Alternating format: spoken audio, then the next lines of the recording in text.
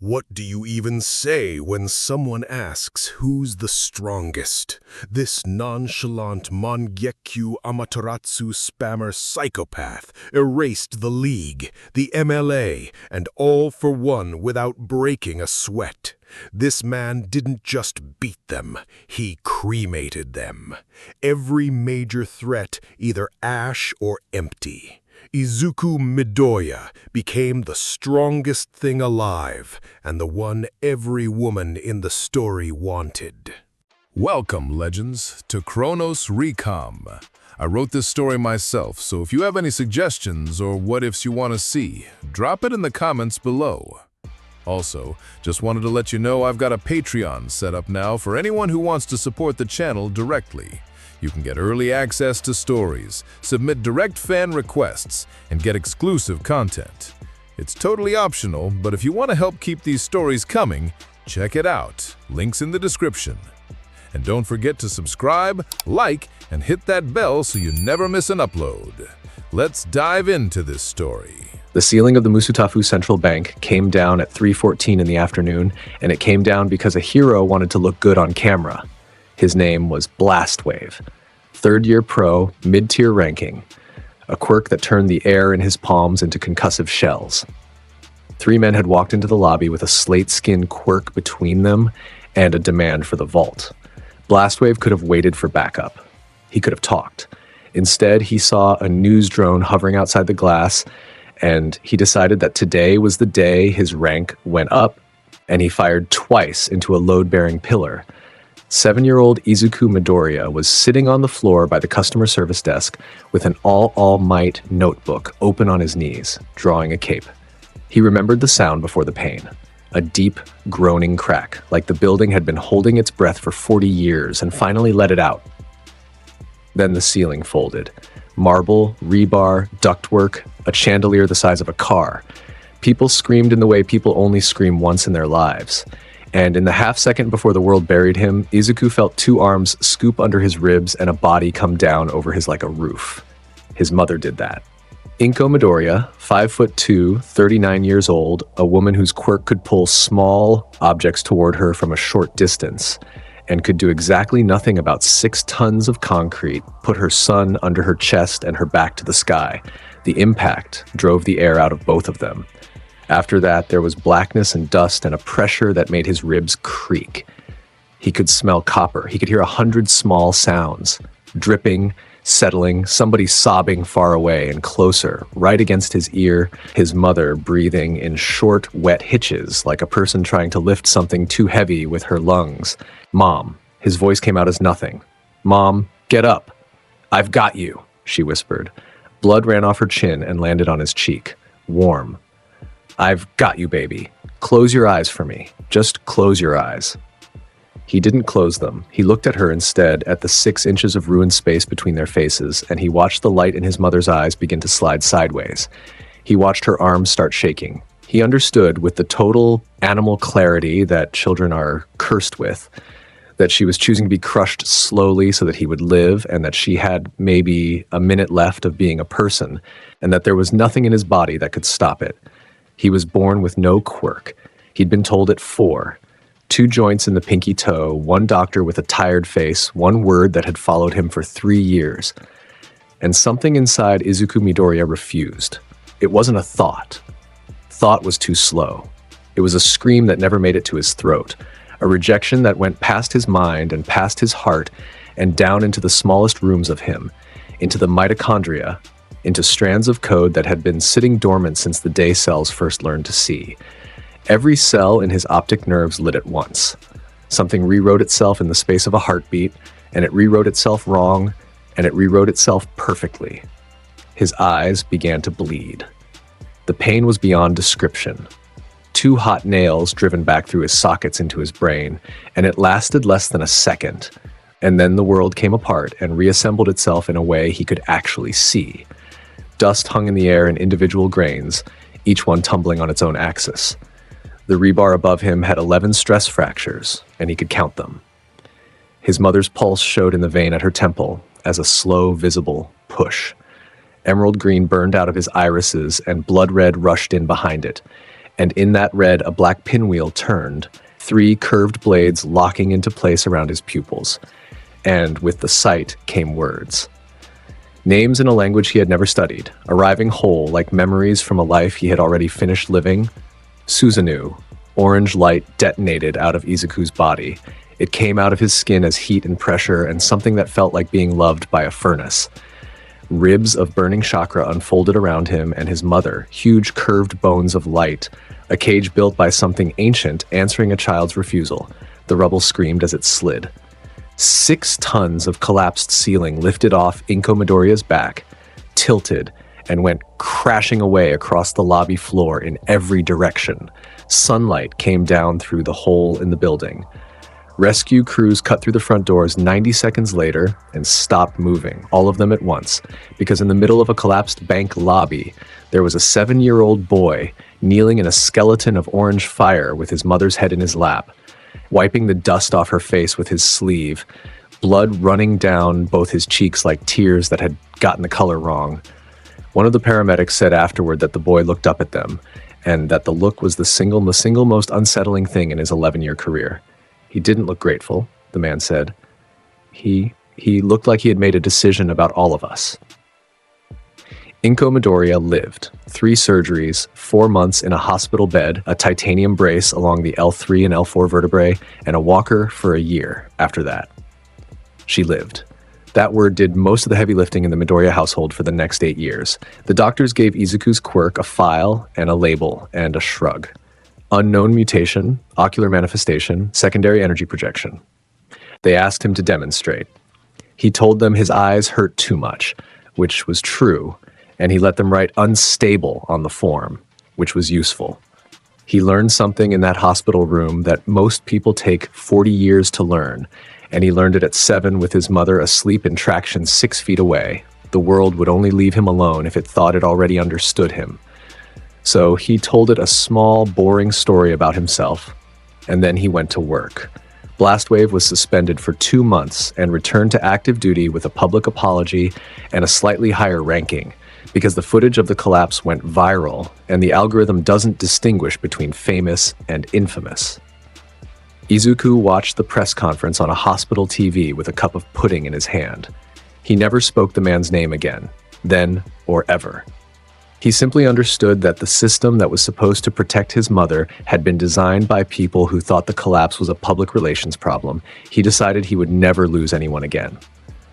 Then he decided that was a wish, and wishes are useless, and he'd need to become the reason it was true. The techniques arrived the way songs come back, 1 line at a time, in the middle of doing something else. He'd be brushing his teeth and his hands would move through a sequence of shapes on their own, and a name would surface. Tiger, snake, ram. He learned the names of his own hands before he learned what they did. Dagobah Municipal Beach became his classroom because nobody went there anymore. At 8 years old, standing on a mountain of garbage at 6 in the morning, Izuku Midoriya put his fingers to his lips, breathed out, and burned 40 feet of coastline black. He passed out for 2 hours. When he woke up, he did it again. Fire came first and came easiest, which frightened him a little. Water took 11 months. Because water demanded patience and a specific kind of surrender, he had to be taught by failing at it 400 times in the Tatooine River. He'd stand knee-deep in cold current at 5 in the morning, hands locked in a seal, and let the moisture in the air tell him where it wanted to go. When the first water dragon bullet technique rose out of that river, 40 feet of serpent with a head like a battering ram, he laughed out loud for the first time since the bank. The eyes taught themselves. The 3-tomo Sharingan showed him movement before movement. It read the tension in a shoulder and told him where the fist would be. It saw energy, quirks, chakra, the electric outline of intent, as color layered over the world. It copied. He watched a national-level karate champion on television for 11 seconds and reproduced the man's entire kata in his bedroom that night, and got the hip rotation better than the champion did. And the other thing? The Mangekyō, the thing that had been forced open in a collapsed bank before his body was ready for it. That one he approached the way you approach a loaded gun in your own house. Because it took payment, he noticed it at 9. After using Amaterasu on a rusted shipping container, he couldn't read the far wall of his bedroom for 2 days. At 11, after a full Susanoo manifestation on the beach that flattened a hill of scrap, he lost the left periphery of his vision for a week. There was a slow gray creeping in at the edges of the world that never fully retreated. He did the math, and he did not flinch. Every use cost him a slice of sight he'd never get back. Fine. He built his entire training regimen around delaying it. Hours of sight drills, chakra circulation through the optic nerve, breathing patterns, a diet that would bore a monk. He bought himself years. He never told his mother. She'd already given him her spine. By 15, Izuku Midoriya was 6'1" and still growing. His hair had darkened to something closer to black than green. He had lines under his eyes that no 15-year-old should have earned, and features sharp enough that strangers on trains found reasons to look twice. He moved like a man walking through a room he'd already mapped. He spoke maybe 40 words a day, and every one of them landed. Girls at Aldera Junior High put letters in his locker at a rate of 3 a week. He read every one, because ignoring them would have been unkind, and he answered each with a polite nod in the hallway and nothing else. He wasn't cold about it. He simply had a project, and the project was war, and he had no room yet for anything that would make him afraid of losing again. Katsuki Bakugo stopped touching him when they were 8. It happened once. Bakugo grabbed Izuku's notebook, set it on fire, and shoved him into a wall in front of a dozen kids. Izuku got up, dusted his knees, fopped and looked at him. Just looked.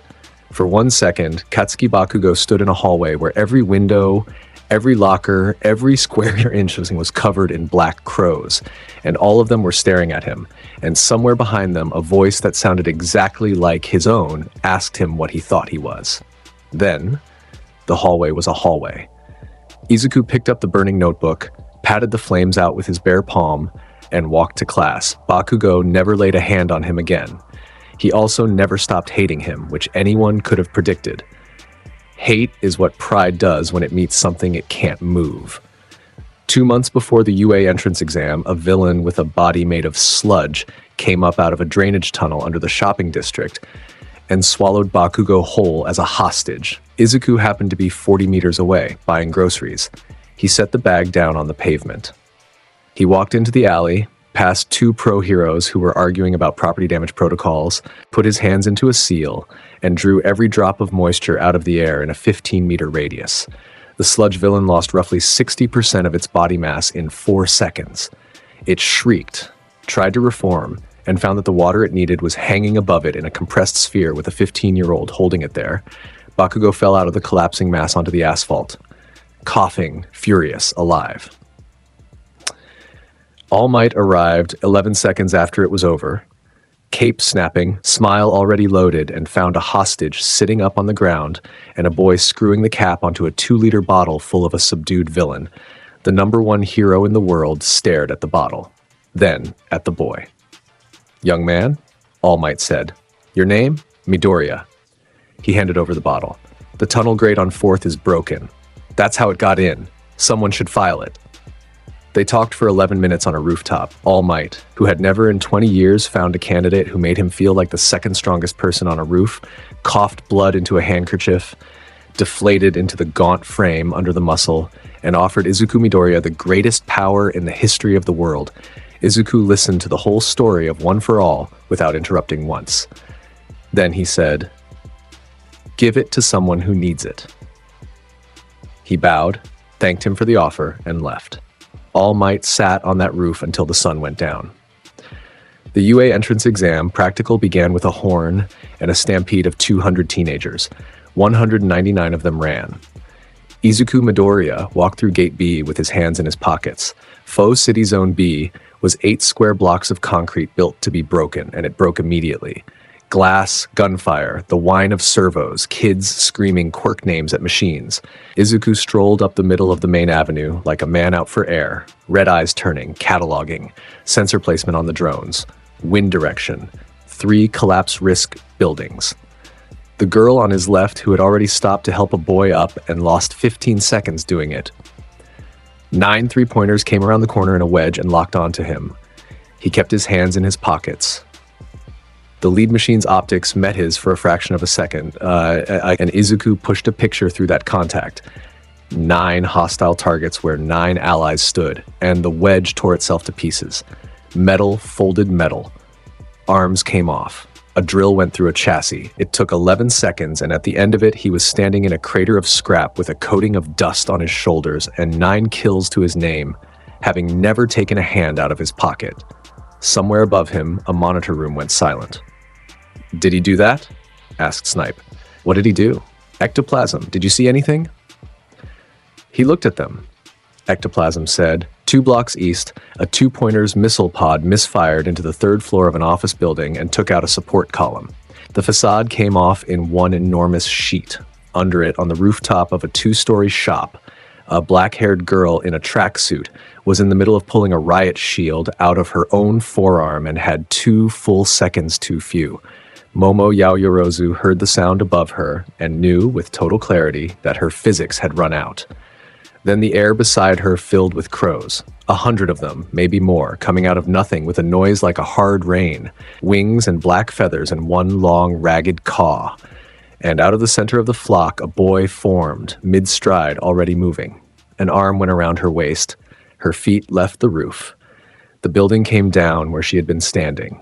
They landed on a streetlight 40 meters away, and she was somehow sitting on the crossbar with her hands still full of shield, and a boy was crouched beside her on a 6-inch pole with the balance of a cat and the posture of a king. He had the reddest eyes she had ever seen. "You planned 4 moves ahead," he told her. Low voice, unhurried. "That was the correct number. You simply forgot to breathe." I, Momo Yaoyorozu, who had scored the highest recommendation score in her cohort, discovered she owned no words at all. A still mind is your strongest shield. He set her upright on the crossbar with one hand, checked her balance, and let go. "Go earn your points." He smiled once. It lasted maybe a quarter of a second, and it hit her like a step off a curb she hadn't seen. Then the crows came apart out from under his feet, and he was gone across the skyline, black wings scattering in 9 directions. Momo sat on the streetlight for 1 full second before she remembered she was in a test. The 0-pointer came up out of the Eastern District at the 12-minute mark, 40 meters of steel, treads that ate a bus stop, a shadow that fell over 4 city blocks. The rule was simple.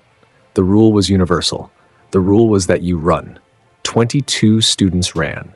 2 of them didn't, because a stairwell had come down on them and the concrete had them by the legs, and they were 9 meters from the treads. Izuku Midoriya landed on the roof of a bank across the street, and for the first time all day he took his hands out of his pockets, fingers to his mouth. A breath that pulled so long and so hard that dust rose off the entire rooftop and rushed toward him. Then he exhaled, and fire release. Great fire annihilation came out of a 15-year-old boy's chest as a rolling wall of flame 4 stories high. It crossed the street in under a second. It hit the 0-pointer at the shoulder joint, and it did not explode. It flooded, spreading over the machine like a tide going up a beach, and steel that was rated for artillery went orange, then white, then liquid. The giant's entire left side sagged. 40 meters of robot came down onto its knee joint and stopped moving, and the wave of fire rolled up its chest and out its back and into the sky as heat shimmer. The boy on the roof was already gone. He reformed out of crows beside the trapped students, took the concrete slab in both hands, and lifted a section of stairwell that weighed as much as a car off 2 pairs of legs.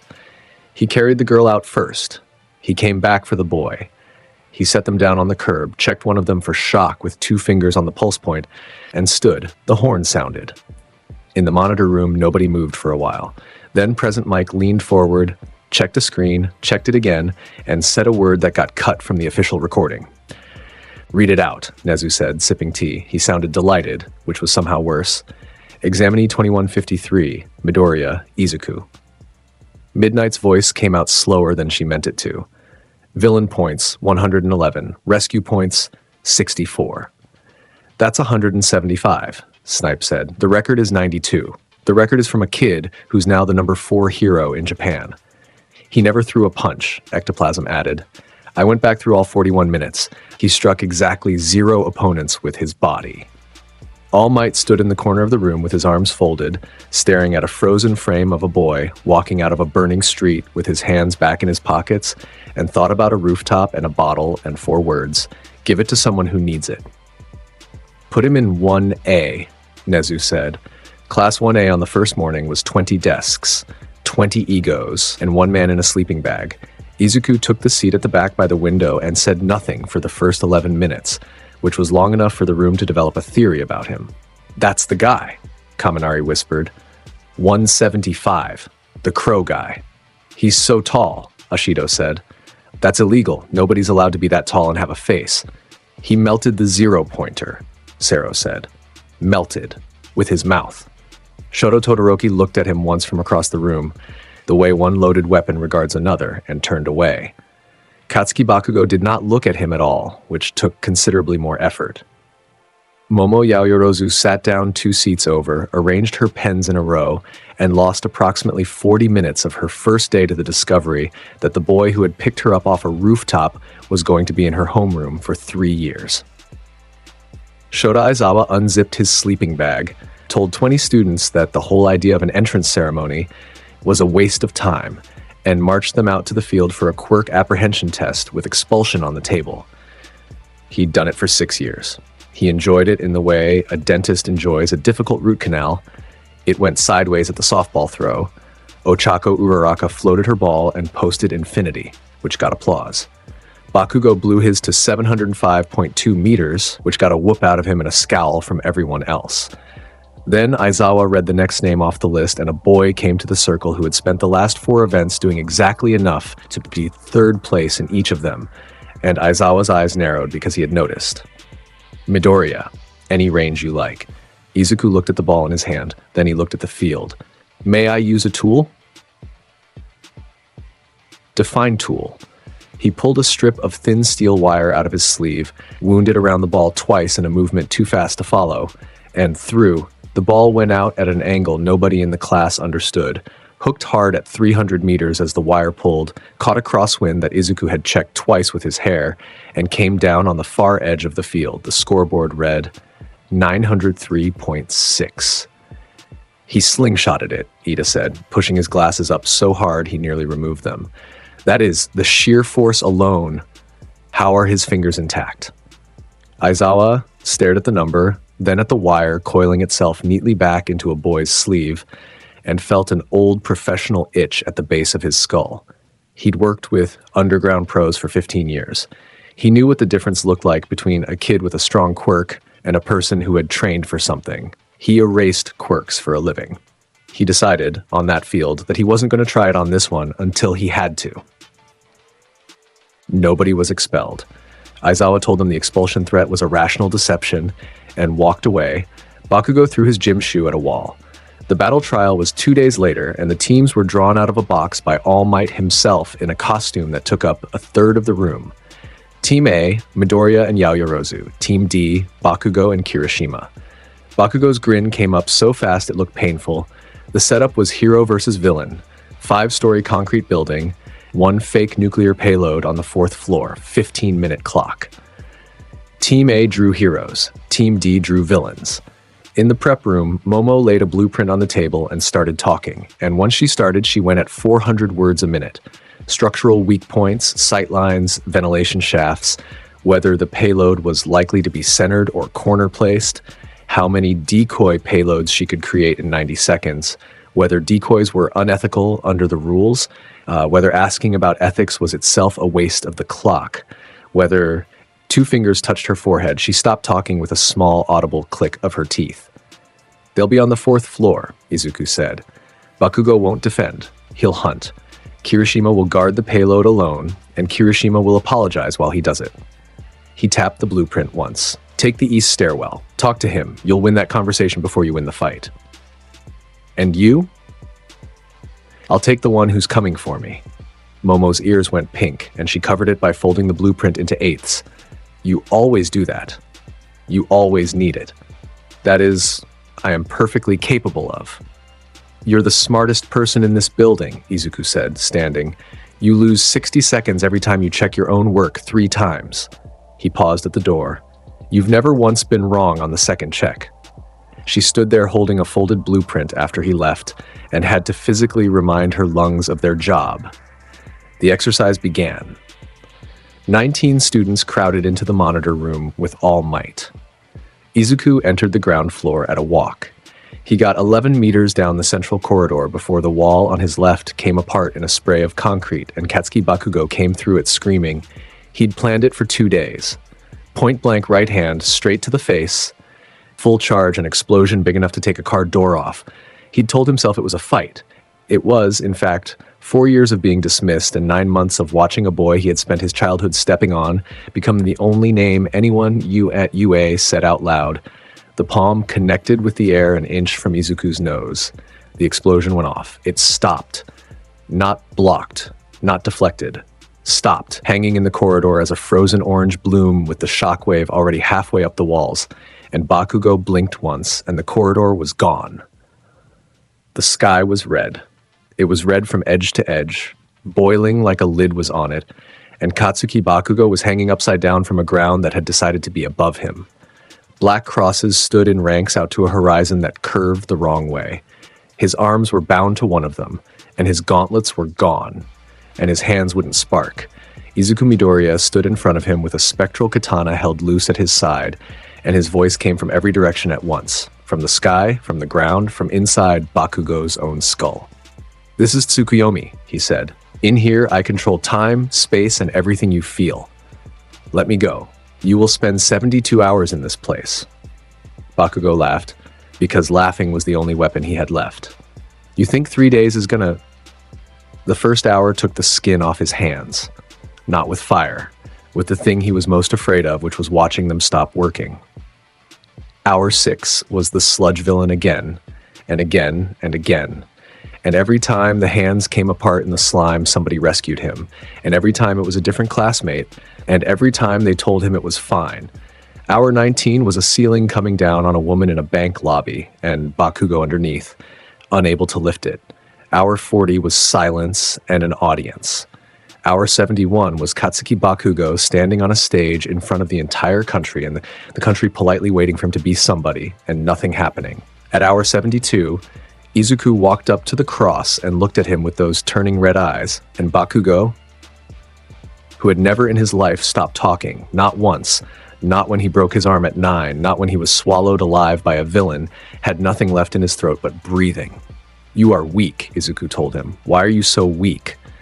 "Because you lack hatred." Bakugo's mouth moved. "You believed rage was the same thing," Izuku said. "Rage burns out. Hatred is patient. It sits in a room for 8 years and studies." He let the katana lower. "You've never hated anything in your life? Katsuki. You've only ever been offended." 1 second passed in the real world. In the corridor, the frozen explosion released with a soft crack and rolled harmlessly across the ceiling. Katsuki Bakugo's eyes rolled back and his knees folded, and he went down onto the concrete on his side, out cold, his palms still popping tiny sparks against the floor, like an engine that hadn't been told the car had stopped. Izuku stepped over him and kept walking. In the monitor room, 19 students and the #1 hero in the world watched a 5-second replay 4 times. "He didn't touch him," Uraraka whispered. "Was that a quirk?" Tokoyami's voice was flat, and dark shadow had gone somewhere behind his back and stayed there. That was... His eyes changed. The pattern in them changed. Bakugo's vitals, Yaoyorozu's voice came through the comm, and even she sounded rattled. "Are his vitals?" "He's fine," Aizawa said from the doorway. He hadn't been in the room a minute ago. His eyes were fixed on the screen, on a boy walking up a stairwell with his hands in his pockets, and his expression was the one he wore at crime scenes. Elevated cortisol, REM state, he'll wake up with a headache and the worst memory of his life. All Might said nothing at all. Momo reached the 4th floor to find Kirishima standing in front of the payload with his arms hardened and an apologetic grin, and she talked to him for 40 seconds about the load rating of the floor beneath his feet, before she created a fire hose, opened it into his chest, and touched the payload with 2 fingers. Team A won in 6 minutes and 11 seconds. Aizawa's review of the exercise was 2 sentences long. He looked at the class, then at the back row, and said, "Yaoyorozu, best strategy. Midoriya, see me after school." They spoke in the empty classroom for 4 minutes.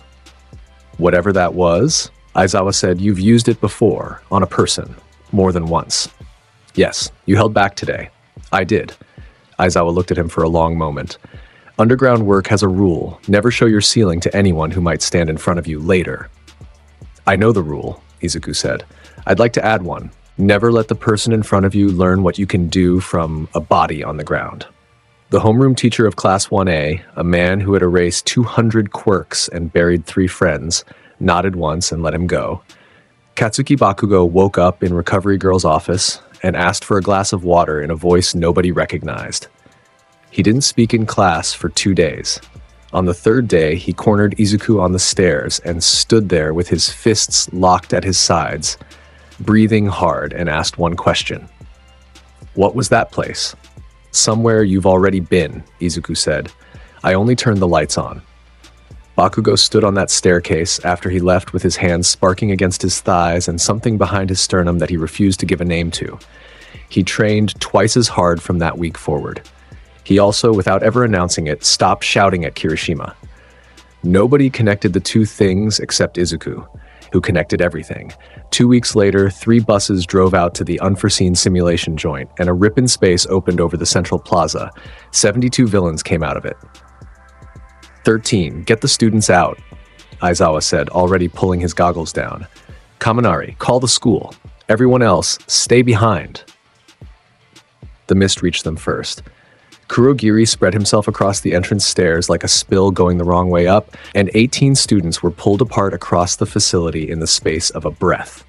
Izuku Midoriya, Momo Yaoyorozu, and Mashirao Ojiro landed on cracked stone in a zone that had been built to simulate wildfire. Dead trees, burnt-out structures, ash on the ground, dry heat. 23 villains came out from behind the ruins with knives and pipes and 1 shotgun. Fresh meat, one of them said. Hey! Nobody kill the tall one. Shigaraki wants a body count, but do the girl slow. Momo's hands were already coming up, adrenaline sharp in her mouth, running through everything she could make in 3 seconds. Ojiro dropped into a stance and made a noise like a cornered animal. Izuku stepped in front of them both. Close your eyes, he said. What? Both of you. Now, and cover them with your hands. You'll want your night vision back afterward. Momo Yaoyorozu did the single most out-of-character thing of her academic life and obeyed an instruction she hadn't verified. Izuku Midoriya raised 2 fingers to his lips and breathed in. The air went the wrong way. Ash lifted off the ground in a spiral and rushed toward 1 point. Every villain in that zone felt the wind reverse and pull at their clothes and, in a group, arrived at the beginning of understanding. He exhaled. Fire came out of him as a horizon. It was no fireball. A fireball has a shape and an end. This came out low and wide, and it kept coming.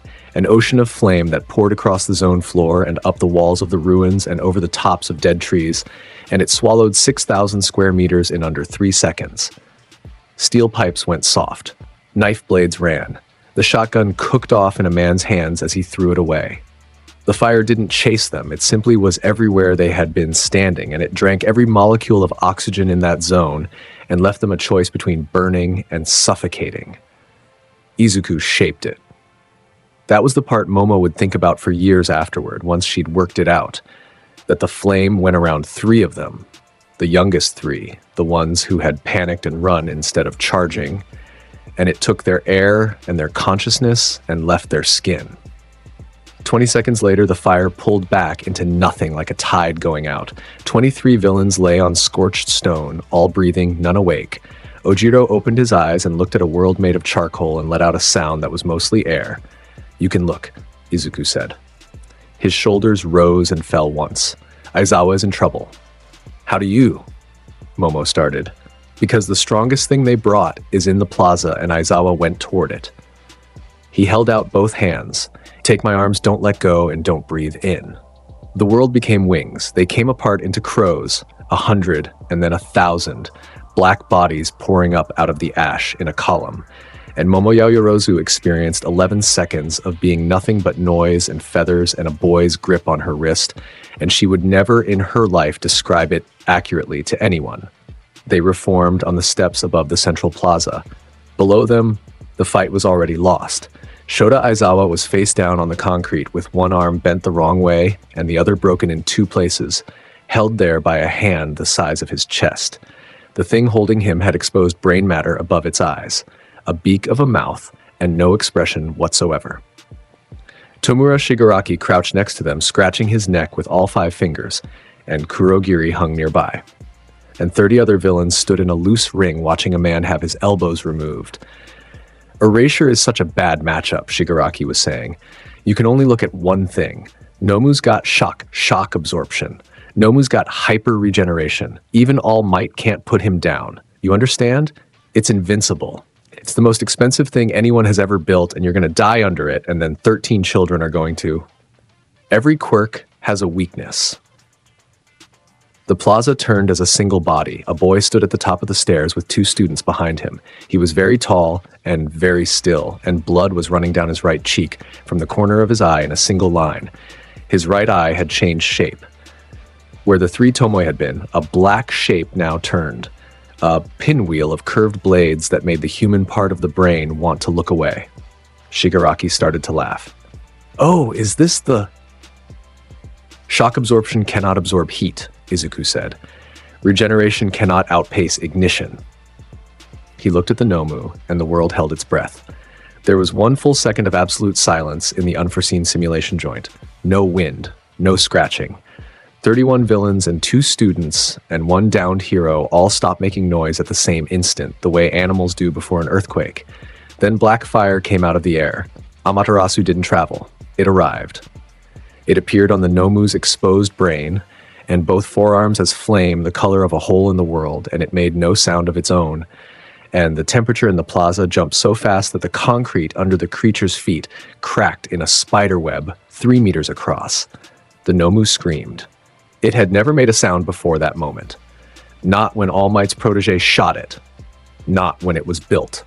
It let go of Aizawa and went up onto its hind legs and screamed like a train derailing, and its hyper-regeneration engaged exactly as designed, producing new cells at a rate of thousands per second. The black flames burned every one of them faster than they arrived. That was the part that broke the villains in the room. Not the fire, the speed. Everyone there had built their careers around the idea that regeneration was an answer. They watched a bioengineered weapon try to heal, and watched the healing become fuel, watched an arm regrow and combust 6 times in 4 seconds until the thing's own quirk had eaten it down to a torso, and still the flames kept eating. Kurogiri hit it with a warp gate. The fire went through and came back. Shigaraki grabbed it with a decaying hand and lost a glove. Someone in the crowd threw water. The black flame took the water and used it as an excuse to get louder. It lasted 41 seconds from ignition. At the end of it, there was a shape on the concrete made of ash, and it collapsed inward when the wind touched it, and Amaterasu went out because a boy on the stairs closed his right eye. Nobody in that plaza moved. Tomura Shigaraki looked at the pile of ash that had cost his master 4 years and an unspeakable amount of money. Then he looked up at a 15-year-old with blood on his face. "What are you?" he whispered. "I'm a student." Izuku came down 2 steps. "You brought 72 people into a school and told them it was a raid. I've handled 23 of them. Would you like the rest to be conscious when the pros arrive, or would you prefer to leave?" Kurogiri's gate opened around Shigaraki before Shigaraki finished deciding. "We're leaving," the mist said. "Nomu? Nomu is ash. Tomura Shigaraki, we are leaving." They went. 30 villains ran for the exits and found that the exits had crows on them. And 11 of those villains sat down on the ground with their hands on their heads without being asked. All Might came through the front doors 19 seconds later at a speed that broke 2 of the frame's hinges, ready to change the world, and found a plaza full of surrendering criminals, a pile of ash cooling in the center of it, and a boy crouched next to Shota Aizawa, splinting a broken arm with 2 pieces of a fake wooden fence and a strip of his own gym uniform. Aizawa, on the ground, with his face broken and one eye swollen shut, was staring up at the kid with an expression his students had never seen on him. "Midoriya," he said thickly, "don't talk. Your jaw is fractured in 2 places. That thing was made to kill All Might. I know. You put it down in under a minute. 41 seconds. Izuku said, tightening the splint. Hold still.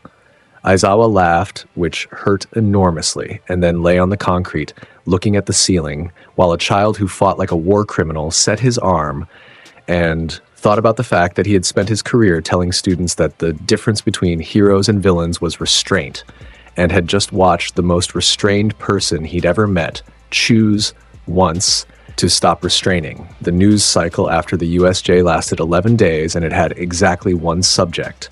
They called him the Crow. They called him the Black Flame. A morning show ran a segment with a special effects analyst insisting the footage had been edited, and then the Hero Public Safety Commission released the raw feed, and the country lost its mind for a week. Izuku declined every interview. He walked to school past camera crews with earbuds in, and never once looked at a lens, and the footage of him doing that got 9 million views, because the internet has never been able to resist a person who genuinely doesn't want anything from it. Momo Yaoyorozu found him on the roof of the UA cafeteria 4 days later with a book on optic nerve degeneration open on his knee. She sat down beside him without asking, which was new, and neither of them mentioned it. "You bled," she said, "at the USJ, from your right eye, before the flames. Yes. And in the entrance exam after the giant robot, you kept your eyes shut for 11 seconds on the bus." She had her hands folded on her knees and her voice was steady, which cost her something. "I counted." Izuku closed the book. "You want the truth or the version I give teachers?" "I would like the truth, please," he told her. "Not all of it." She got the shape of it.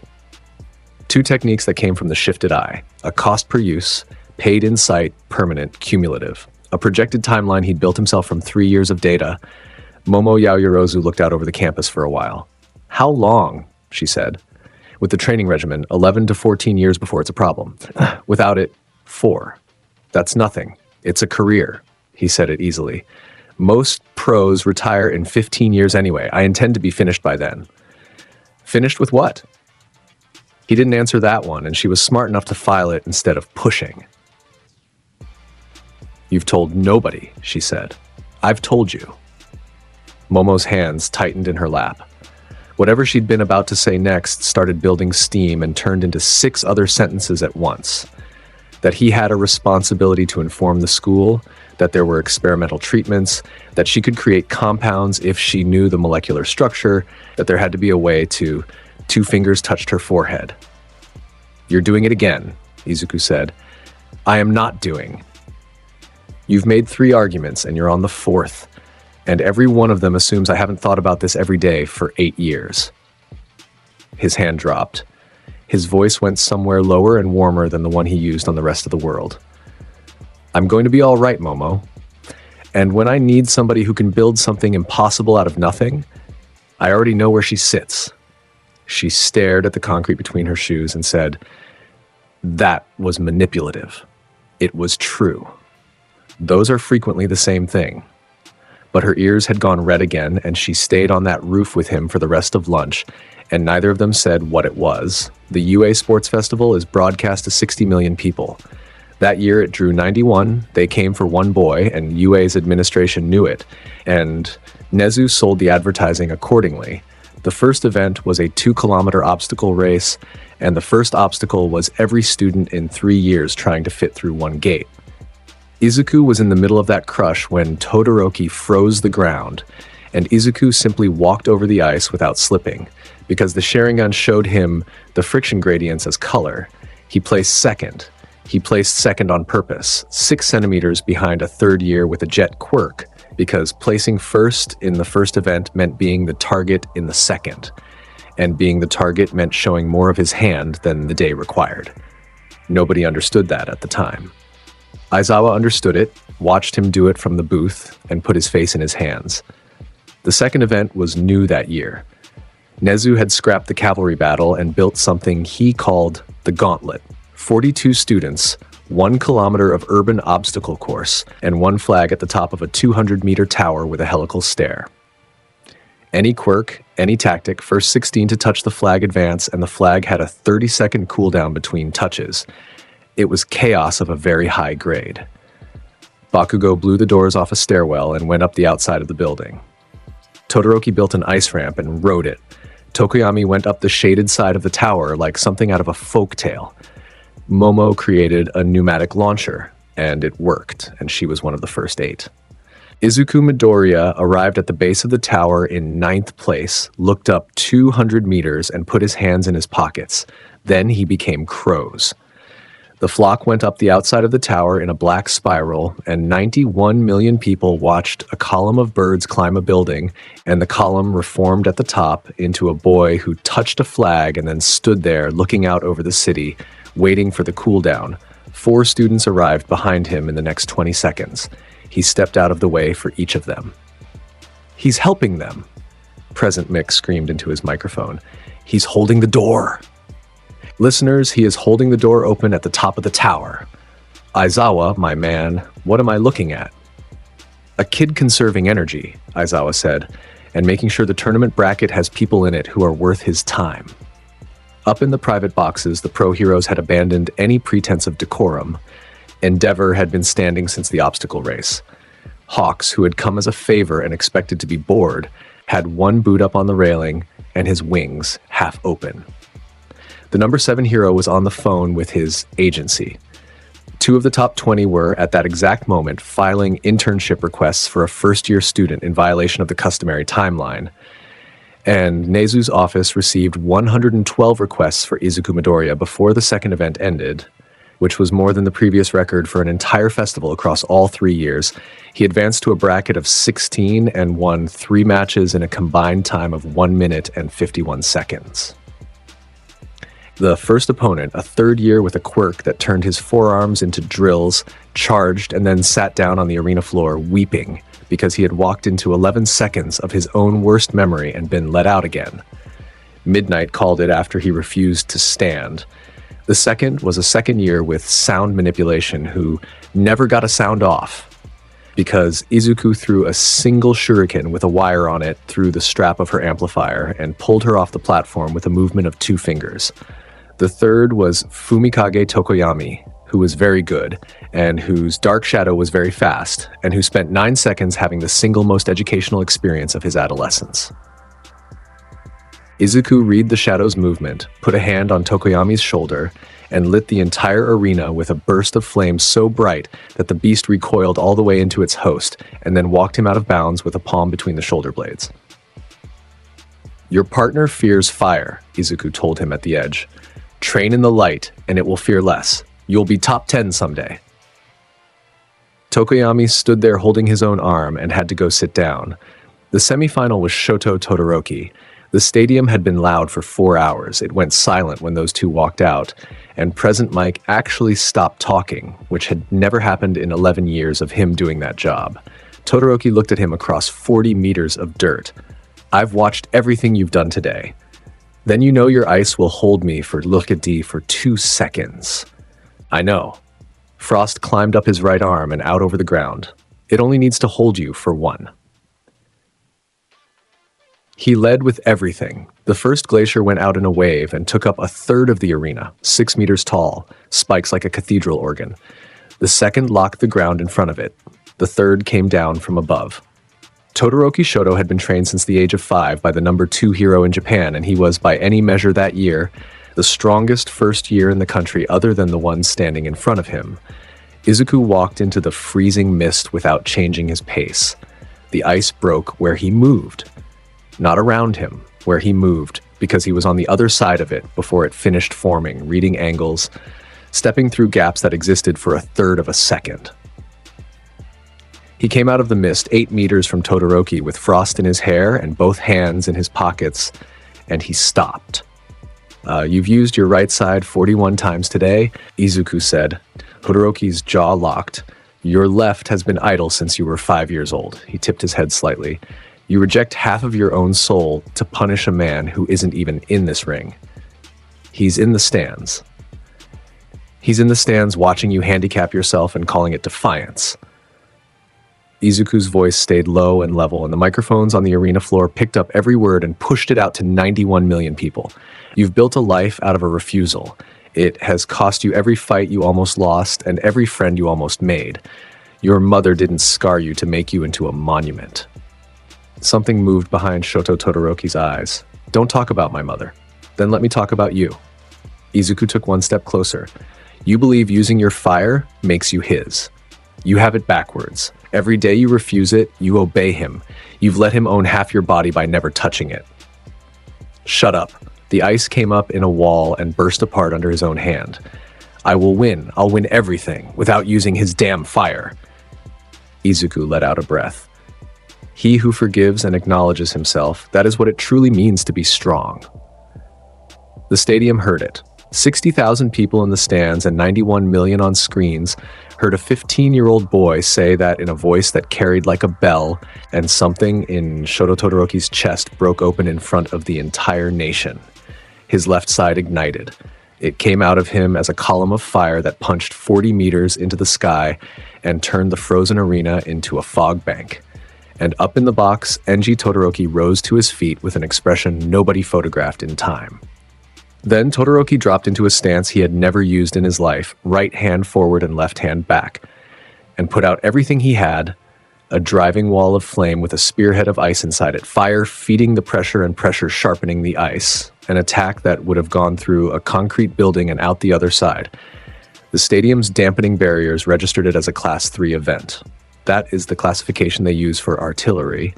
Izuku Midoriya's shoulders lit up orange. It began as a rib.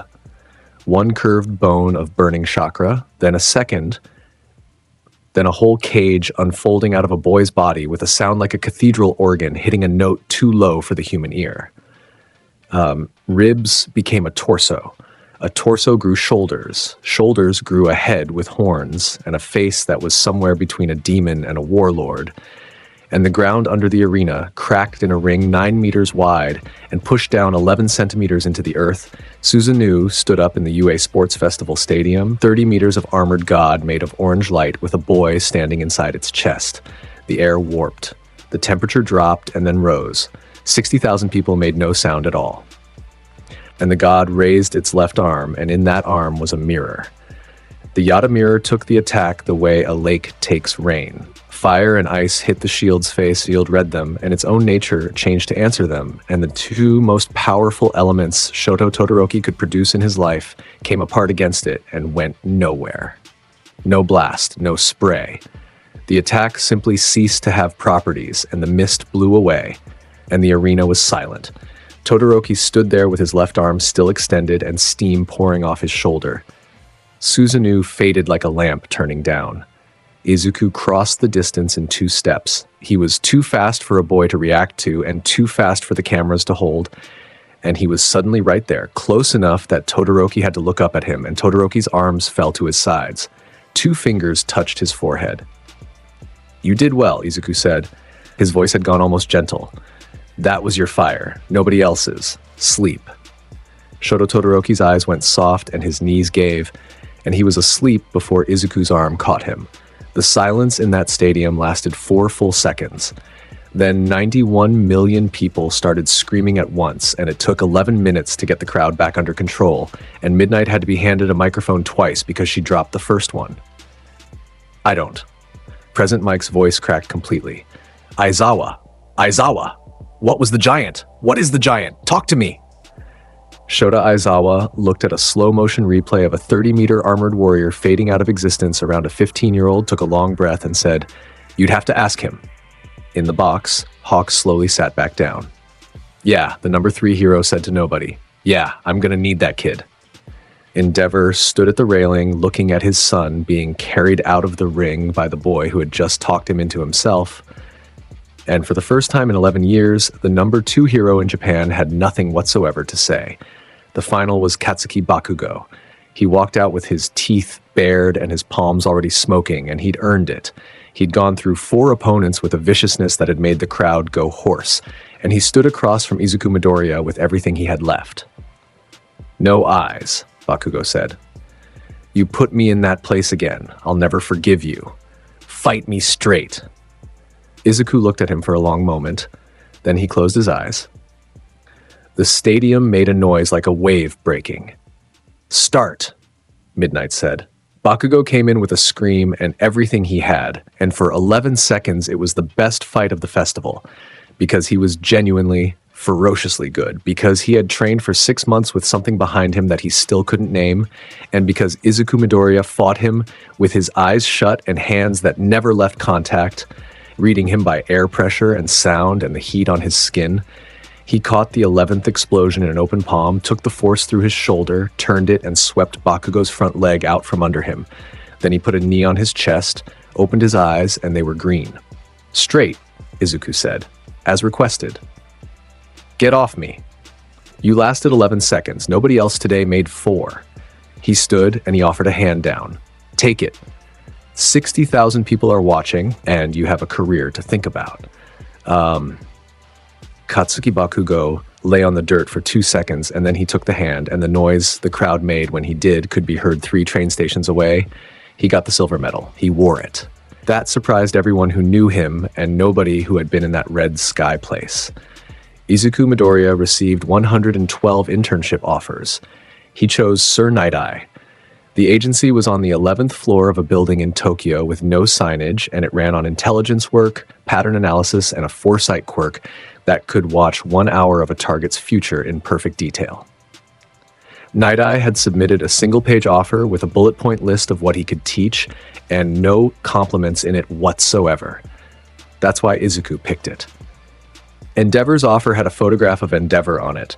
Sir Night-Eye met him at the door, looked him up and down with an expression like a ruler being laid against a plank, and used his quirk. He saw nothing. He tried again. He held the boy's gaze for 3 full seconds and reached into the next hour of his life. And where every human being he had ever looked at had a future laid out like a film strip, Izuku Midoriya had a hole. Night-Eye's face didn't move because his face never did, but the hand behind his back closed. "Interesting," he said. "It happens with the eyes," Izuku offered. "Precognition and my Sharingan seem to disagree about who has the right to that information. It has never failed. Not once in 17 years. Then congratulations on the data point." Night-Eye looked at him for a long moment. Then he took a rubber stamp out of his coat pocket, stamped a form, and said, "You'll start with the case files. 6 years of Shihasaikai movements. Tell me what you see by Friday." Izuku found 3 things in those files by Wednesday that Night-Eye's team had missed in 2 years, and by Thursday afternoon, the number 1 sidekick in the agency had stopped calling him the intern. The 8th day of the internship was in Hosu. It started as a routine patrol at 8:40 in the evening. Izuku on a rooftop with a radio, Night-Eye 4 blocks north, a standard 3-hour sweep. At 8:52, the Eastern District went up. 3 Nomu came down out of the sky over Hosu Station. They were smaller than the one at the USJ, and there were 3 of them, and they came apart in the crowd like a dropped jar, and 11 blocks of a city on a Tuesday night became a war zone in 90 seconds. Endeavor was on scene inside 4 minutes. 2 winged Nomu went into buildings. Fires started on Central Avenue. Emergency channels overloaded, and in an alley off the 4th block, a boy in armor was lying on the ground with a knife wound in his shoulder, unable to move a single muscle. Tenya Ida had come to Hosu on purpose. He'd taken an internship in that city for one reason, and he'd carried his brother's name in his mouth for 2 months, and he had found what he was looking for. And it had put him on the ground in 11 seconds. Stain stood over him with a katana in one hand and a fallen hero named Native pinned under his boot. "Your resolve is admirable," the hero killer said, and his voice was the worst thing about him. Reasonable, patient, tired. "But your reason is filthy. Revenge is not a cause. You wear the costume because it makes you feel like your brother. You would let a man die in front of you to satisfy your own. He's 15. Izuku said. Stain's blade stopped. There was a boy at the mouth of the alley. He hadn't been there a second before, and there were black feathers coming down out of the air behind him and settling on the wet asphalt, and his eyes were red. "So you're the one from the festival." Something almost like appetite moved in Stain's face. "The one who made the ice boy cry. I watched it 4 times. "You have a rule about who deserves to be cut," Izuku said. "Explain the boy on the ground. He came here for himself. He came here at 15 years old with a broken family and nobody to teach him better." Izuku walked into the alley. Every person who ever told him what heroism was got paid to say it. You've built a philosophy out of holding children to a standard the adults never met. And you? Stain's grip shifted on the katana. What did you come here for? You. The hero killer moved. He was fast. Faster than Ida, faster than most pros, a career built on 111 kills and a body that had been sharpened by 20 years of doing nothing else. The katana came up and across in a diagonal that would have opened a man from hip to collarbone, and it was a blindingly good cut. The Sharingan read the arc before the muscle finished contracting. Izuku's hand came up and closed on the flat of the blade. It stopped dead, not deflected. Stopped. With a boy's bare palm on either side of 11 centimeters of steel, and Stain's arm went rigid with 200 pounds of force behind it, and the sword did not move a millimeter. Chizome Akaguro, the hero killer Stain, felt something in his chest that he had honestly believed had died in him a decade ago. People's lives don't end when they die, Izuku said. It ends when they lose faith. You've killed 111 people, and you've achieved one thing. You've taught a nation that the costume is a target. You aren't purging anything. You are only spreading despair. Blood ran down the blade from Izuku's palm. Stain's eyes went to it and his tongue came out, and he lunged for the boy's hand, because that was the whole game. That was the quirk. One taste of blood in a body freezes, and he had never once failed to get a taste from a man who had already grabbed his sword. His teeth closed on his own tongue. He bit down through it hard enough to fill his mouth, and the pain arrived along with the understanding. And the understanding was that the boy's hand had never been where he saw it, and the alley he was standing in had two walls that weren't real. Izuku Midoriya was already in the air. The kick came around in a full spinning arc, and it landed on the hinge of Stain's jaw with the sound of a car door being closed by a hydraulic press. The hero killer left the ground. He went 11 feet and hit the alley wall shoulders first and left a crater in old brick. And by the time he slid down it, he was already unconscious, and his katana was lying flat in a puddle 4 meters away. The whole exchange lasted 6 seconds.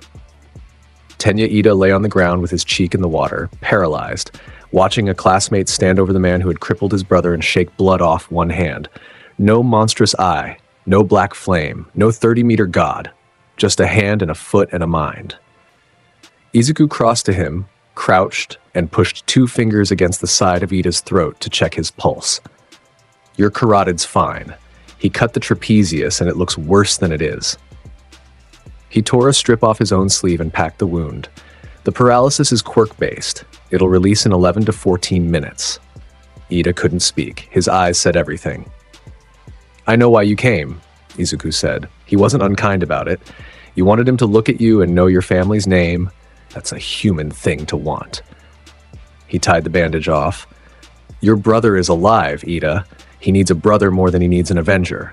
Go be that, and be a hero later when it's about somebody else. He picked Native up off the ground with one arm and moved him out of the alley. When Endeavor arrived 4 minutes later, tracking a winged Nomu and burning a hole through the top of a parking structure, he came down into that street and found the hero killer Stain, hog-tied with his own belt and a length of steel wire, 2 injured people arranged in the recovery position, and a first-year UA, student writing the case details on the back of his own hand with a marker so the report would be accurate. Enji Todoroki looked at the unconscious body of the man who had eluded 3 prefectures for 4 years. You did this, he said. He overextended. He has 111 kills. He had a bad philosophy and an obvious tell, Izuku said, capping the marker. There's a second Nomu on the roof of the building behind you, and it's about to drop on the ambulance crew coming up 4th. Endeavor turned, saw it, and burned it out of the sky. When he turned back around, the boy was gone and there were feathers in the street. The Hozu report went to the Hero Public Safety Commission and was classified within 11 hours because a country that had just watched a 15-year-old put down a giant robot, a Nomu, and the hero killer inside of 6 months was a country whose villains were beginning to talk to each other about a single subject. Stain woke up in a Tartarus intake cell with his jaw wired shut and his tongue stitched. He sat on the bench for a long time, and the thought that stayed in his head, the thought that would stay in his head for the rest of his life, was a question he had never once had to ask. What if the reason has to be someone else's? He had no answer for it. He never found one. They took her from the forest. The summer training camp was in the mountains 3 prefectures over, a lodge and 800 acres of cedar, and it was supposed to be a week of endurance drills, cooking rice in the open air, and Class 1A discovering that Aizawa had been going easy on them. For 4 days, it was exactly that. Momo Yaoyorozu spent most of the 4th day trying and failing to create a medal she'd only read about, sitting cross-legged on a rock with a chemistry text open beside her, going faster and faster into the weeds. Molar mass, the lattice structure, whether her quirk needed the crystal geometry or only the composition, whether her failure was a knowledge problem or a fat reserve problem, whether she should be doing this at all when she could be running drills like everyone. 2 fingers touched her forehead. "You've been on that rock for 4 hours," Izuku said. "I nearly had it." "You had it at minute 40 and then you checked your work twice." He sat down beside her on the rock, which he had never done in front of the class before, and 19 students at various distances immediately stopped what they were doing and pretended very hard to be busy. "They're all watching," Momo whispered. "They've been watching since April." "That is a comfort. Thank you." She closed the chemistry text and put her hands over her face for a second. Then, because she was braver than she gave herself credit for, she said, "Why me?" Izuku considered the question for longer than she expected. "Because you think in systems," he said. "Because you were the only person in that entrance exam who lost time helping somebody and still placed. Because on the roof, when I told you about my eyes, you didn't look at me like a weapon or an emergency." He was looking out at the tree line. "And because you're the only person I've met since I was 7 years old who makes me want to be somewhere on time." Momo Yaoyorozu stared at the side of his face. "That was almost a confession," she said unsteadily. "It was the whole thing," Izuku said. "You'll want a moment with it. Take your time." And that was when the forest caught fire. Not from a quirk, from a coordinated attack. 20 villains inserted in 4 teams across 800 acres with a purple gas that ate through the trees. It was the League, and it was the best planned operation they had ever run, and it had exactly one objective. They had been watching Izuku Midoriya for 4 months. They had gone over the USJ footage frame by frame. They had watched a 30-meter god stand up on live television, and they had reached the only sane conclusion available to them, which was that this boy could not be fought, could not be captured, and could not be bought. So they had chosen a different door. Toga went in first. Compress came in behind her. Dabi lit 6,000 trees to split the students into pairs, and Mustard's gas filled the low ground, and 11 separate skirmishes broke out across a mountainside at the same instant, so that nobody, including a boy with predictive eyes, could be in more than one of them. Izuku moved through that forest like weather. He put out Dabi's fire across 200 meters with a water dragon bullet technique pulled out of a creek. He found Mustard's gas and burned the oxygen out of a valley to kill it. He pulled Kaminari and Ashido out of a collapsing gully as crows and set them down at the lodge. He broke Muscular's arms in 11 seconds and left him hanging in a tree by his own wire. He was in 9 places in 4 minutes. He was still 1 place short. Mr. Compress got Momo Yaoyorozu 11 meters from the lodge steps, and he got her by using Toga to wear the face of a classmate for 6 seconds. And Momo, who had already created a launcher and a shield and had 3 plans running, turned toward a voice she trusted and lost her only 2 seconds. A marble closed around her, Kurogiri's gate opened under Compress's feet, and by the time Izuku Midoriya came out of the air above the lodge in a column of crows, the gate was 2/3 shut, and he threw everything he had into a burst of black flame that took Compress's left arm off at the elbow. It closed anyway. The clearing was silent except for burning trees. 19 students and 4 pro heroes stood on a mountainside in the smoke, and the boy in the middle of that clearing was standing very still with his hand still out, and his hand was shaking. Nobody had ever seen his hand shake. Aizawa got there 90 seconds later with his arm in a cast and blood on his mouth. Khan was already counting heads. The pro response arrived at dawn. The commission, the police, 4 agencies, a command tent, 40 people with laptops, and a briefing at 6:40 in the morning in which a man in a suit explained the situation to a room of exhausted teenagers and heroes. A hostage operation of this profile requires proper preparation, he said. We're assembling a joint task force, intelligence gathering, warrant coordination, a raid package. Realistically, we're looking at 72 hours before... That's 3 days, Uraraka said. 3 days is fast, young lady. They have her creation quirk.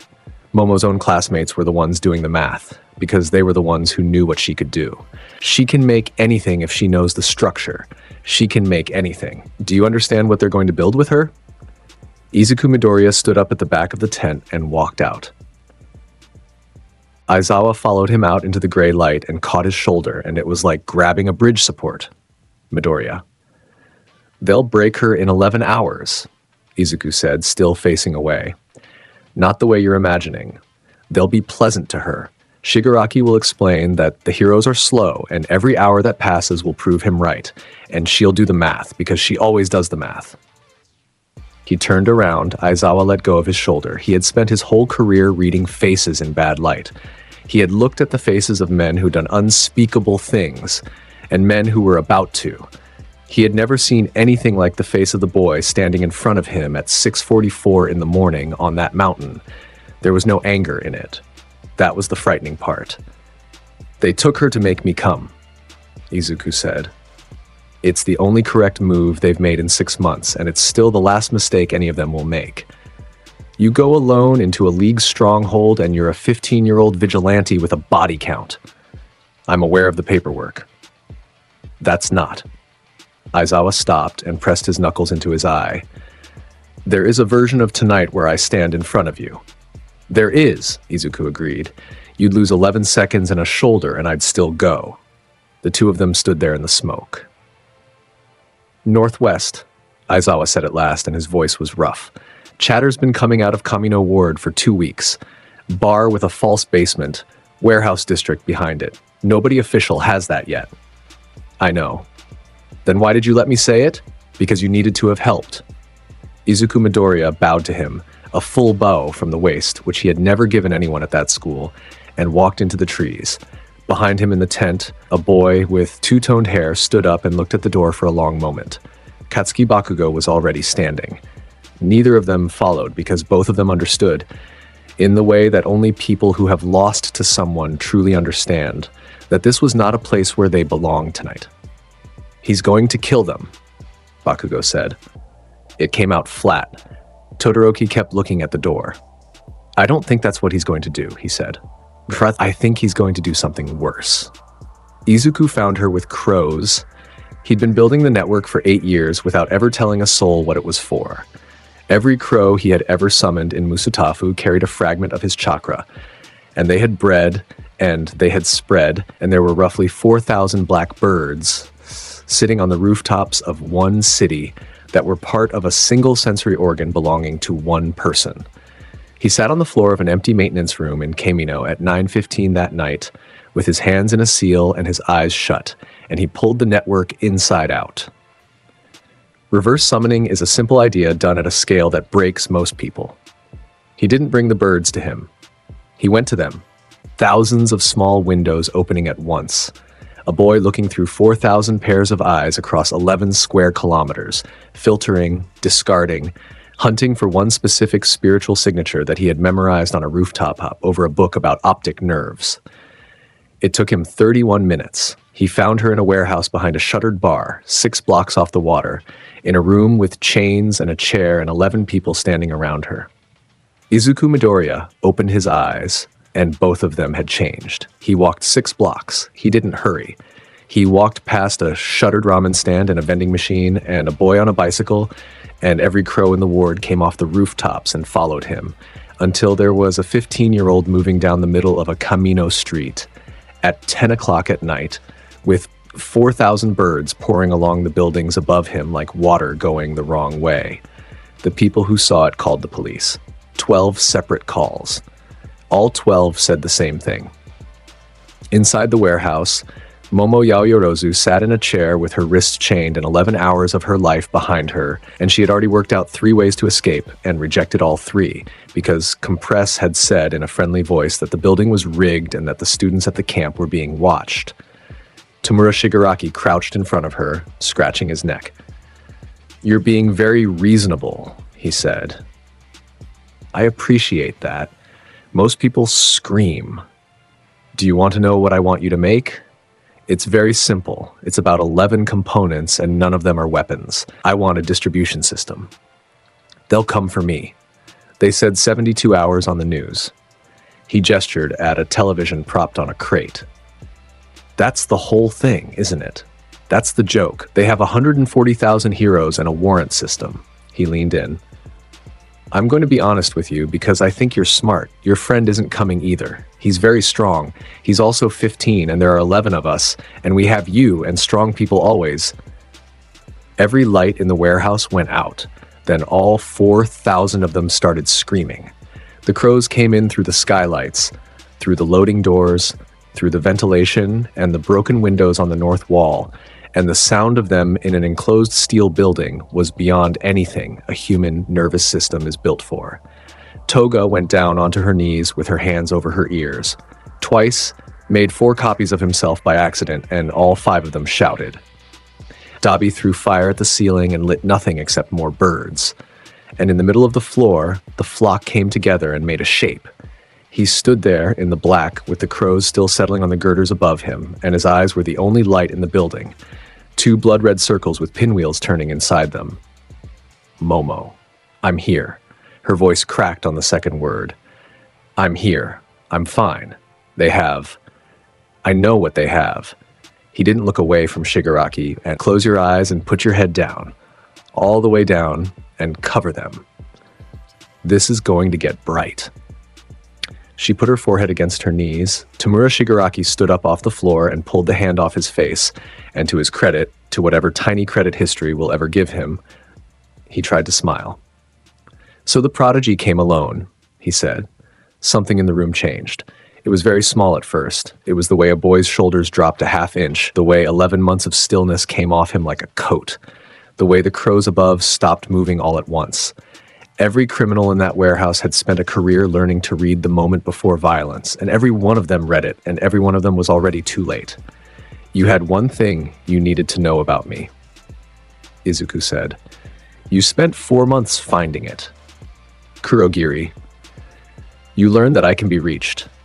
He took 1 step forward, and the concrete under his foot cracked in a ring. "Now learn what happens after." The orange light started at his spine. It came out of him like a second sun going up over a horizon. A flood of chakra that turned every shadow in that building into a hard black line and lit the street outside through the skylights, so bright that residents 4 blocks away described it later as a sunrise at 10 at night. The ribs of Susanoo unfolded around him, then the torso, then the shoulders, and the roof of the warehouse gave up entirely and came off in 3 enormous panels that went up and out and landed in the loading yard. It kept growing. 30 meters. 40.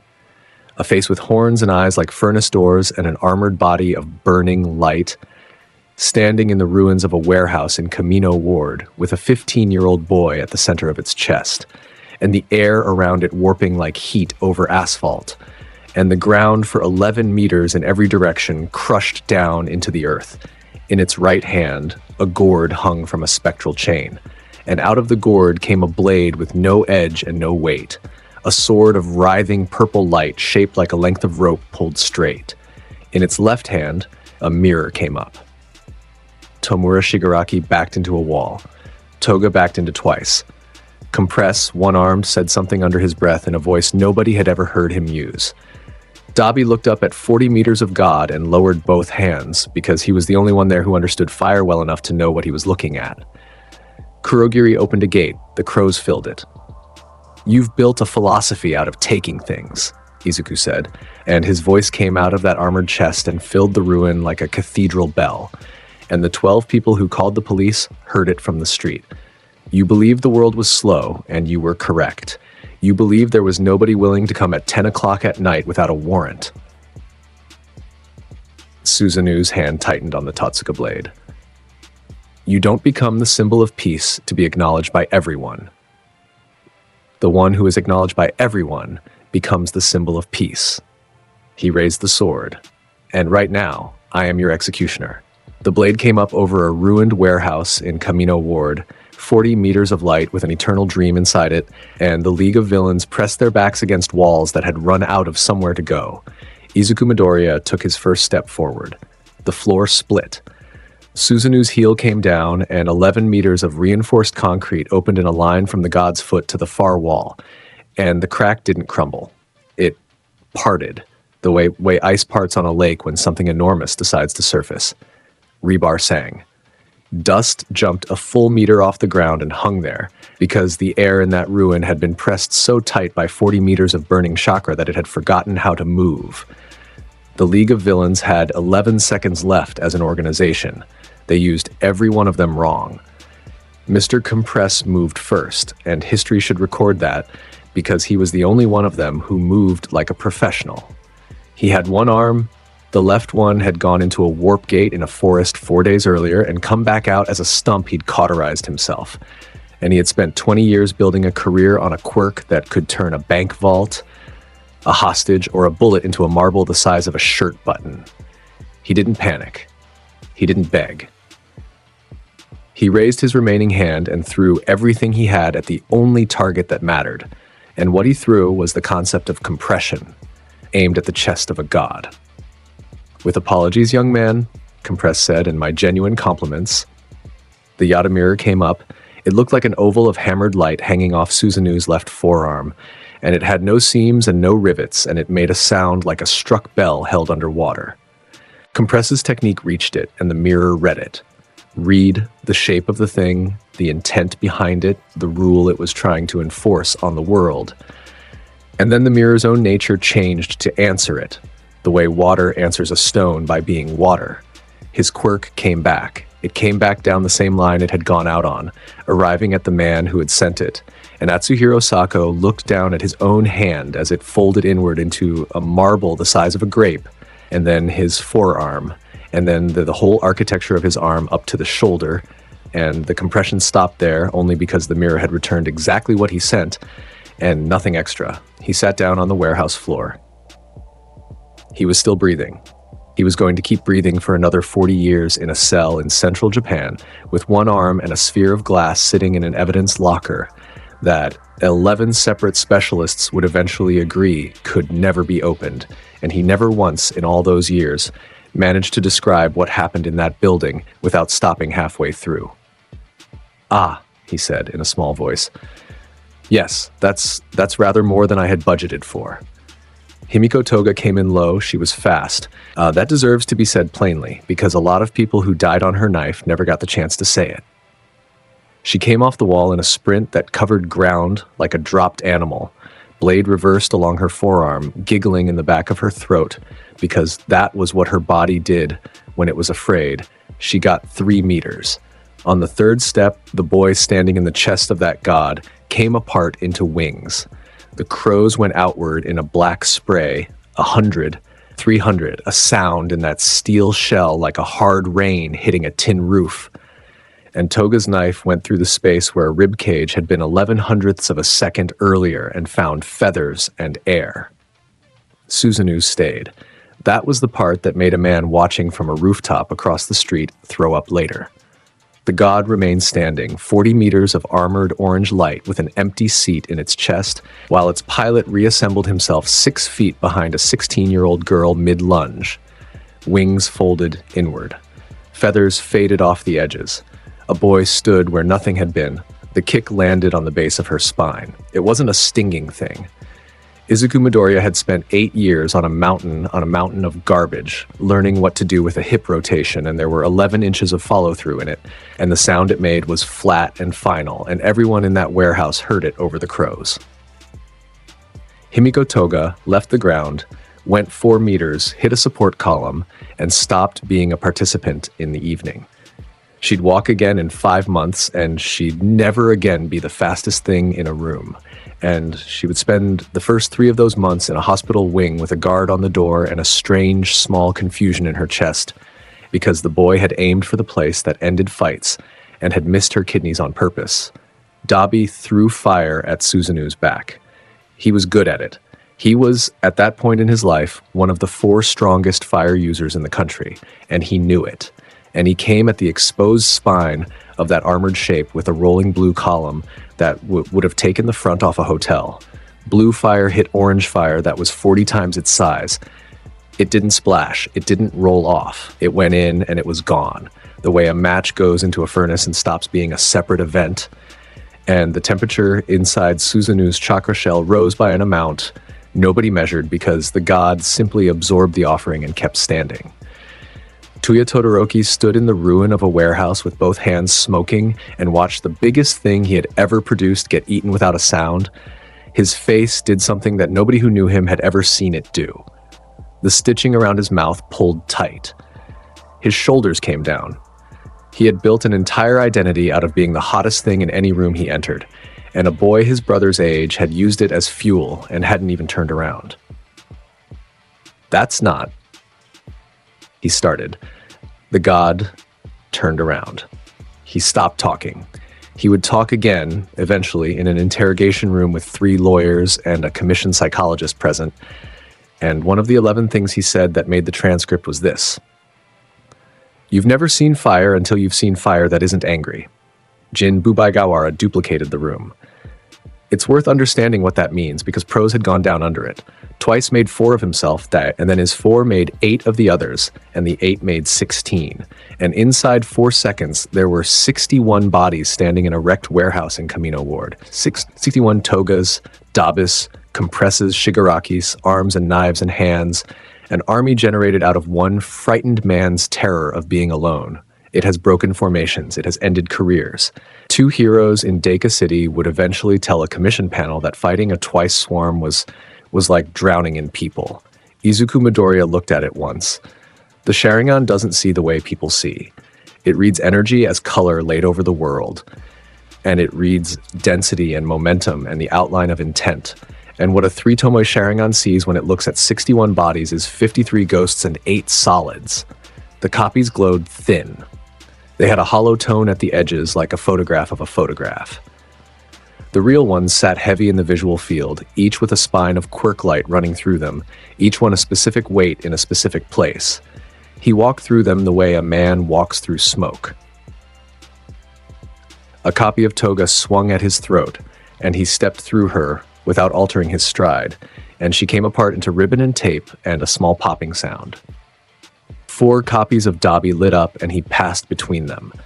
11 copies of Shigaraki reached for him and closed their hands on the space behind his shoulder, and every 11 or 12 steps without hurrying, he arrived at a real one. Spinner went down with a hand on the back of his neck and the ground meeting his face. Magni went down from a strike to the inside of the knee and a second to the hinge of the jaw. Mustard, 17 and shaking, tried to release gas into a building that had already lost its roof, and the boy took the canister out of his hands with 2 fingers, crushed the valve flat, and put him on the floor with a palm to the sternum that emptied his lungs without breaking a rib.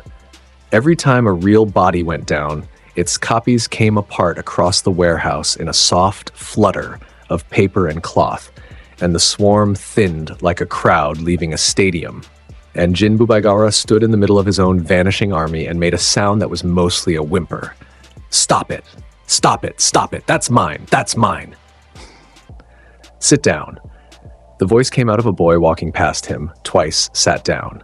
He sat down on the concrete with his hands over his mask and rocked, and he was still rocking 11 minutes later when the police put a blanket around him. Tamura Shigaraki made his move last. That was the smartest thing anyone in the league did that night. And it deserves credit, because Tamura Shigaraki has been underestimated by nearly everyone who ever wrote about him. He'd watched a mirror return a quirk to its owner. He'd watched fire get eaten. He'd watched 61 bodies become 8, and then 2. And while he watched, he'd been doing the only kind of thinking he was ever any good at, which was the kind that finds the seam. Everything in that room had failed because it tried to act on the god. But the god was made of something, and everything made of something could be touched. And Tomura Shigaraki had never in his life met a material that survived 5 fingers.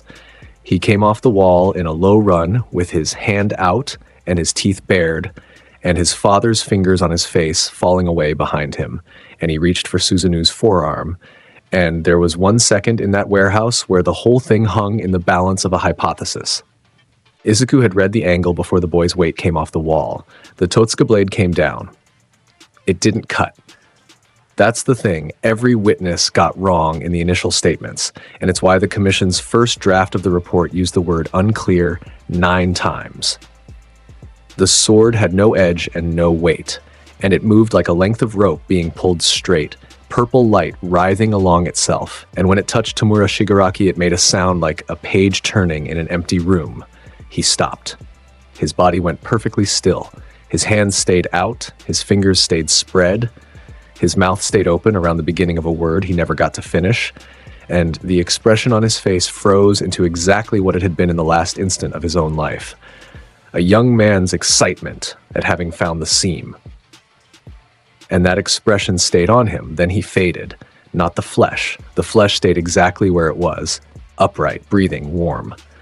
Something behind the flesh came loose and went up the blade like water going up a straw, and the eyes above that frozen mouth turned into the eyes of a house with the lights off, and Tomura Shigaraki was no longer anywhere in Kamino Ward. He was somewhere with a sky he'd never see the edge of, in a dream that had no exit, and he would be there when the sun came up, and when Momo Yaoyorozu graduated, and when the century turned. The body stood there for a second and a half and then went down onto its knees and then onto its side, breathing evenly, eyes open, home to nobody. 9 people in that warehouse were still conscious. All 9 of them stopped moving at the same instant, and the sound they made together was worse than a scream. It was the low, wordless noise a crowd makes at the moment a rope breaks at a construction site. Kurogiri made a different sound. Kurogiri had been built to protect that young man.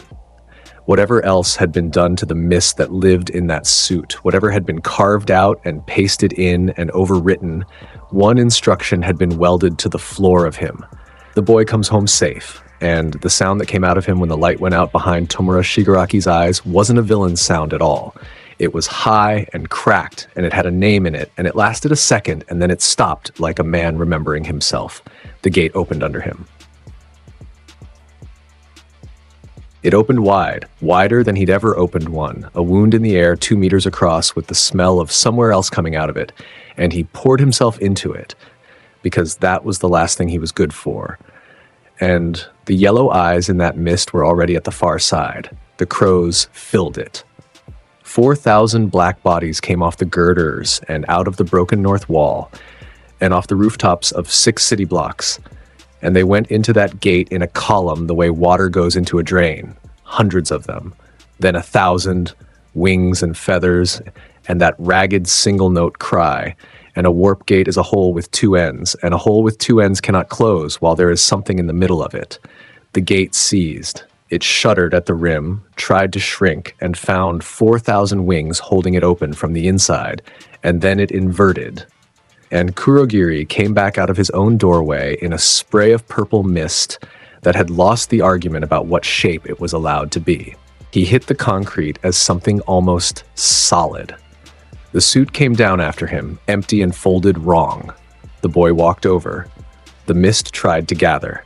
It got as far as a torso and a pair of yellow eyes, and then a hand closed on the metal brace at its throat and held it against the floor, and the yellow eyes looked up into red ones from a distance of 4 inches. Izuku Midoriya looked into that mist for 11 seconds.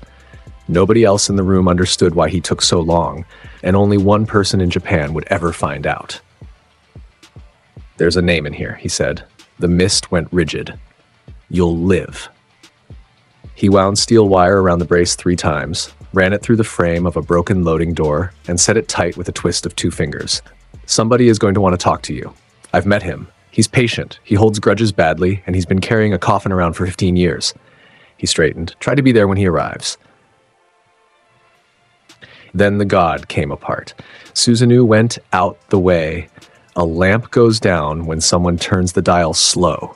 The horns first, then the face with the furnace door eyes, then the shoulders, the ribs, the great curved bones of light folding inward into the boy who had grown them, until the only illumination in that warehouse came from a street light 2 blocks east and a fire on the far wall that nobody had gotten around to putting out.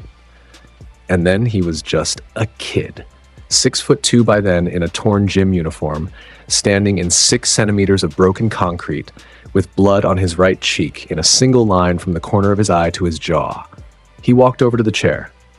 Momo Yaoyorozu had her forehead against her knees the way he'd told her to, and her wrists were chained to the frame, and she was shaking in the specific way of a person who has held themselves together for 11 hours by doing math and has just run out of numbers. He knelt in front of her. The chains came off with 2 hands and a twist. That was all. No technique, no light. The metal simply losing an argument. Momo. I kept my eyes closed, she said into her knees. I know. I didn't look. You said it would be bright, and her voice went somewhere it had never gone in front of him. I counted. I counted the whole time. It took 11 minutes and 40 seconds, and I know because I counted, because if I stopped counting, I was going to start. You can look now. She lifted her head. His voice had gone down into that lower register, the one that only ever came out for her, the one that 18 classmates and 4 pro heroes had never heard once in a year of homeroom. He had her left wrist in his hand and 2 fingers against the pulse point under her thumb, and he was reading it, and the red in his eyes had gone soft at the edges the way a lamp goes soft when it's about to be turned off. Your pulse is 140, he said. Your wrists are abraded, but the skin's intact. Did anyone...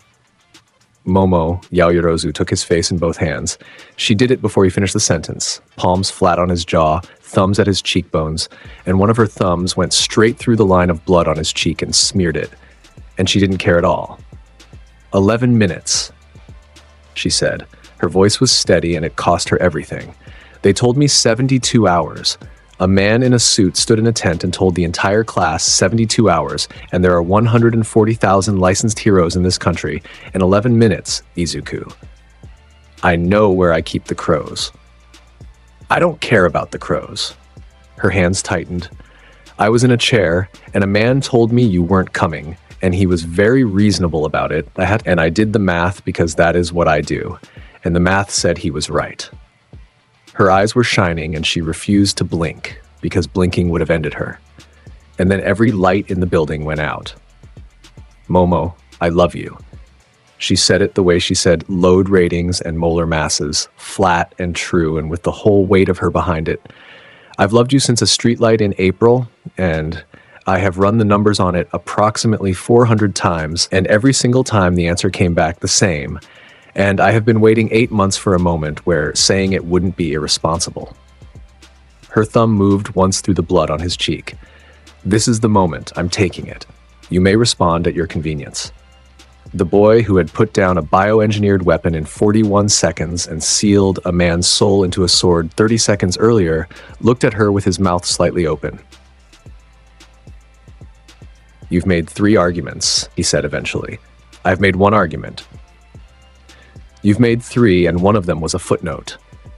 His hand came up and covered hers where it sat on his face, and he closed his eyes, and something came out of his shoulders that had been sitting in them since a forest fire 4 days ago.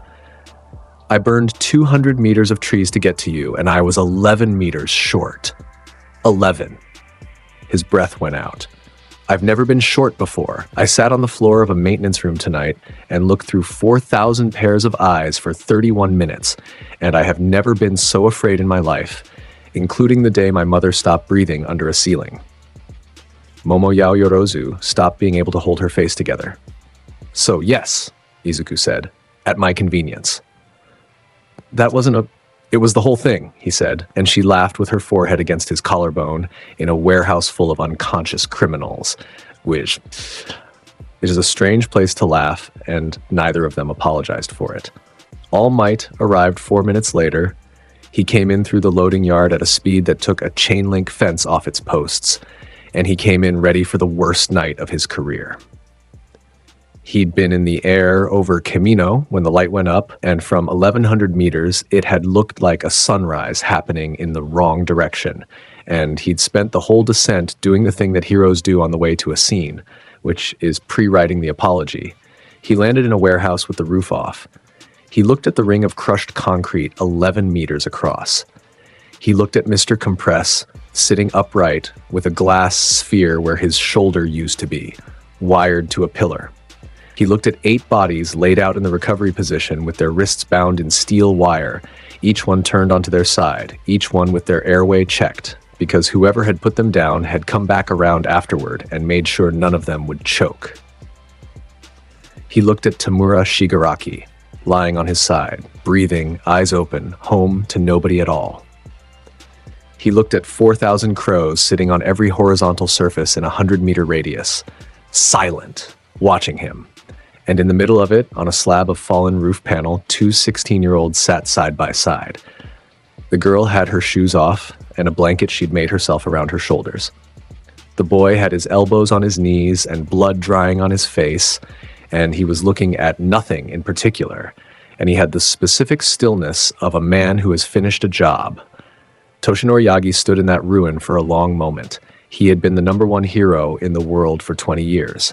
He had walked into 1,100 scenes, and he had always been the biggest thing that had happened at any of them. He opened his mouth to say the words he'd said 1,100 times, "I am here," and found that they had nowhere to land. "Young Midoriya," he said instead, "Yaoyorozu needs fluids and a tetanus booster." Izuku stood up. "Compress needs a surgeon in the next 40 minutes or he loses the shoulder joint. The one in the chair is Bubai Gawara. He's a duplication quirk and he's compliant, and if you shout at him, he'll come apart, so don't." He nodded at Kurogiri, wired to the loading door. "That one goes to Aizawa, not to the commission first. To Aizawa. Tell him I said there's a name in the mist and he already knows what it is." All Might looked at the wired mist, then at the boy. "And him?" He gestured at Shigaraki. Something in the #1 hero's throat had gone tight because he had known what that young man's name used to be and who had raised him and what had been done to him. "He's alive," Izuku said. "He's asleep. It has no end and I can't reverse it and he'll never hurt anyone again." He looked at the body on the floor for 2 seconds. He was 4 years old when someone decided what he was going to be. If there's a version of this where I could have gotten to him at 4, I'd have taken it.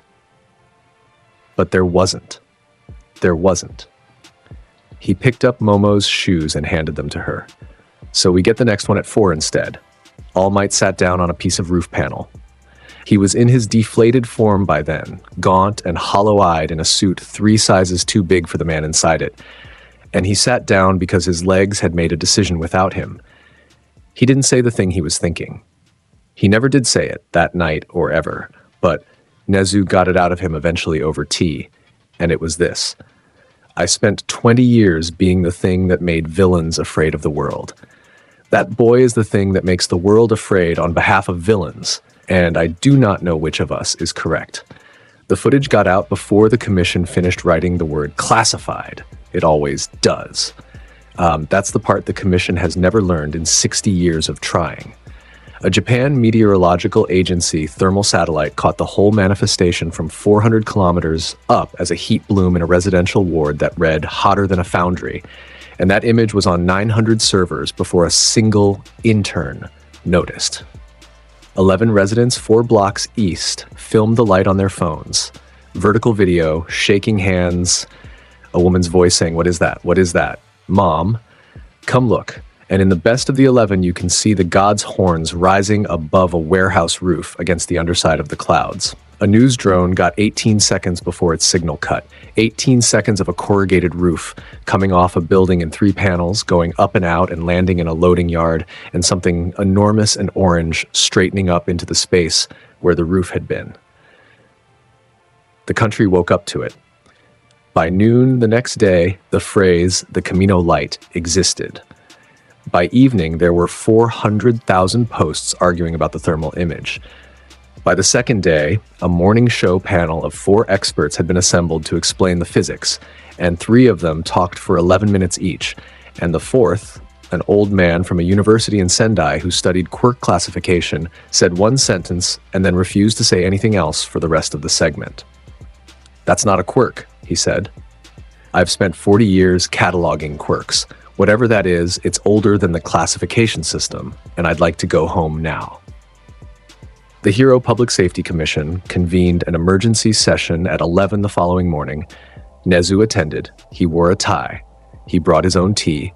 The session ran 6 hours, and there is a transcript, and 40% of the transcript is redacted, and the redacted parts are the interesting ones. What can be reconstructed is this. 9 commissioners sat in a room and discussed for 6 hours the fact that a 16-year-old student had located, entered, and neutralized the entire command structure of the League of Villains in 11 minutes and 40 seconds, without authorization, without backup, without a license, and without a single civilian casualty within 4 blocks of a warehouse that had lost its roof. Their concern was never gratitude. Nobody in that room said thank you. 3 of them wanted him brought in for a full evaluation at a commission facility, which is a phrase that means one thing on paper and another thing in practice. 2 wanted his quirk registration reopened and reclassified upward into a bracket that had only ever held 3 names. 1 wanted the whole file sealed and the boy assigned a handler. One of them, a woman with gray at her temples and 11 years on the board, wanted his provisional license fast-tracked in 90 days and argued for it in a voice that never rose once. And the argument she made was the only one in that room built on something other than fear. She said, "He asked for nothing. He gave us the mist. He told an S-rank hero which of his prisoners not to shout at. Gentlemen, we have spent 40 years looking for a person who cannot be corrupted by having power. And the moment one arrives, this board's first instinct is to put him in a building with a door that locks. Think about what that says about us, and then vote." And one of them said nothing at all for 6 hours and took careful notes and left early. Nezu relayed the outcome to Aizawa at 6:40 that evening in his office with the blinds down. "They voted 5-4 for observation," Nezu said. He sounded delighted, which was somehow worse. "Which means nothing happens, and nothing happening is exactly what I wanted, and I helped it along by tabling 4 documents nobody had time to read." Observation. Aizawa's arm was still in a brace from the forest. Meaning? Meaning he stays a student, he stays under my roof, his file gets a flag, and once a quarter a man in a gray suit will sit in the back of my auditorium and write down how tall he is. Nezu set his cup down. There's also a formal finding that the Camino intervention was, and I'm quoting the document, irregular but non-actionable, which is commission language for we're going to pretend we authorized it. And the classification? Tabled. The principal's eyes glittered. Because the moment they classify him, they have to decide what he is. And every single person in that room understood that the second they write a number next to his name, they've told the world where he sits in the ranking, and the world will start asking why the #1 hero in Japan is 16 and enrolled in high school. He poured more tea. "Cowardice is such a reliable ally, Aizawa. I've built a career on it." Aizawa went out into the hallway. Izuku Midoriya was leaning against the wall opposite the door with his eyes closed and his hands in his pockets, exactly the way he'd been standing an hour and 20 minutes earlier when Aizawa went in.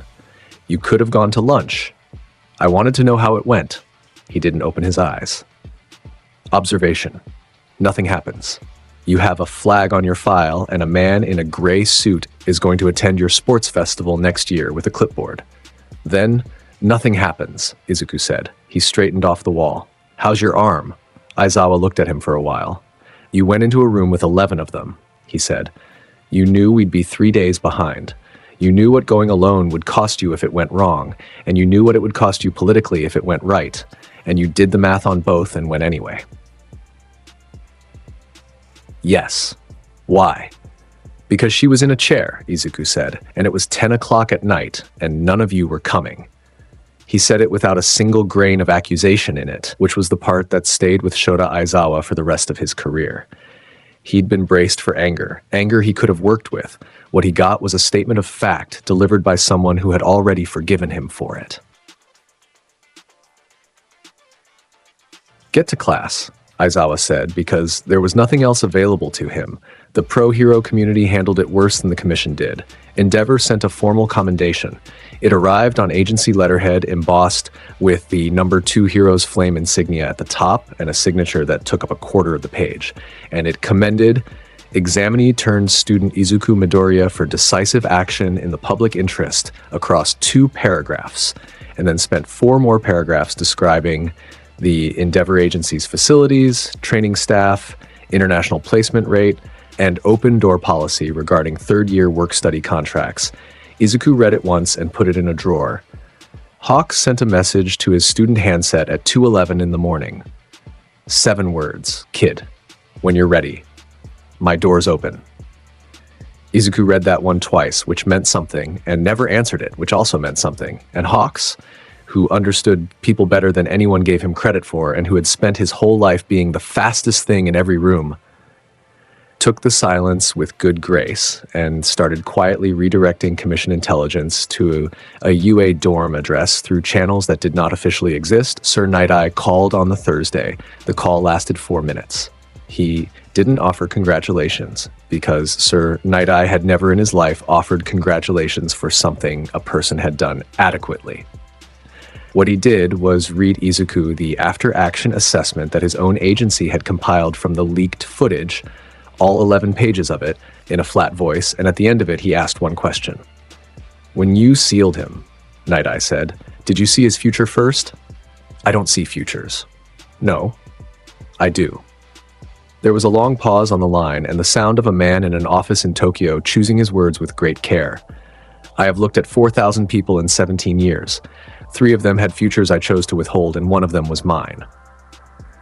Another pause. There is a version of the coming year in which I die in a corridor underground. I have seen it, Midoriya. It has the texture of things that happen. My quirk has never been wrong, and I have made peace with it. And I am telling you because you are the only person alive whose future I cannot read, and it has occurred to me in the past 4 days that the 2 facts might be related. Izuku Midoriya listened to all of it without interrupting once. Then he said 4 words. Then changed the ending. He hung up. Sir Night-Eye sat in an unlit office on the 11th floor of a building with no signage, holding a phone, and filed that sentence in the small mental drawer he kept for the things that kept him awake, which had held 2 items for 11 years, and now held 3. Back at UA, Class 1A had the specific problem of being friends with him. It's an under-examined problem. Everyone writes about what it's like to fight someone like that. Nobody writes about what it's like to eat lunch next to him on a Wednesday, 4 days after he unmade a criminal organization on a satellite feed. The class had a whole conversation about it in the common room with him upstairs. So do we, Kaminari waved his hands. Do we say something? Do we not say something? Because I feel insane. I watched a satellite photo of my classmate on the morning news, and then he asked me to pass the soy sauce. He asked me for a pencil in second period, Sero said. A pencil. I gave him a pencil. My hands were shaking. He's still Midoriya, Uraraka said, and then thought about it and added, he's just also that. That's the whole problem, Jiro said. The also. Ashido put her chin on the table. I keep thinking about how he's polite, he's the scariest human being on the planet, and he holds doors. He held the door for Aoyama yesterday. Aoyama nearly fainted. I did faint, Aoyama said, briefly, elegantly.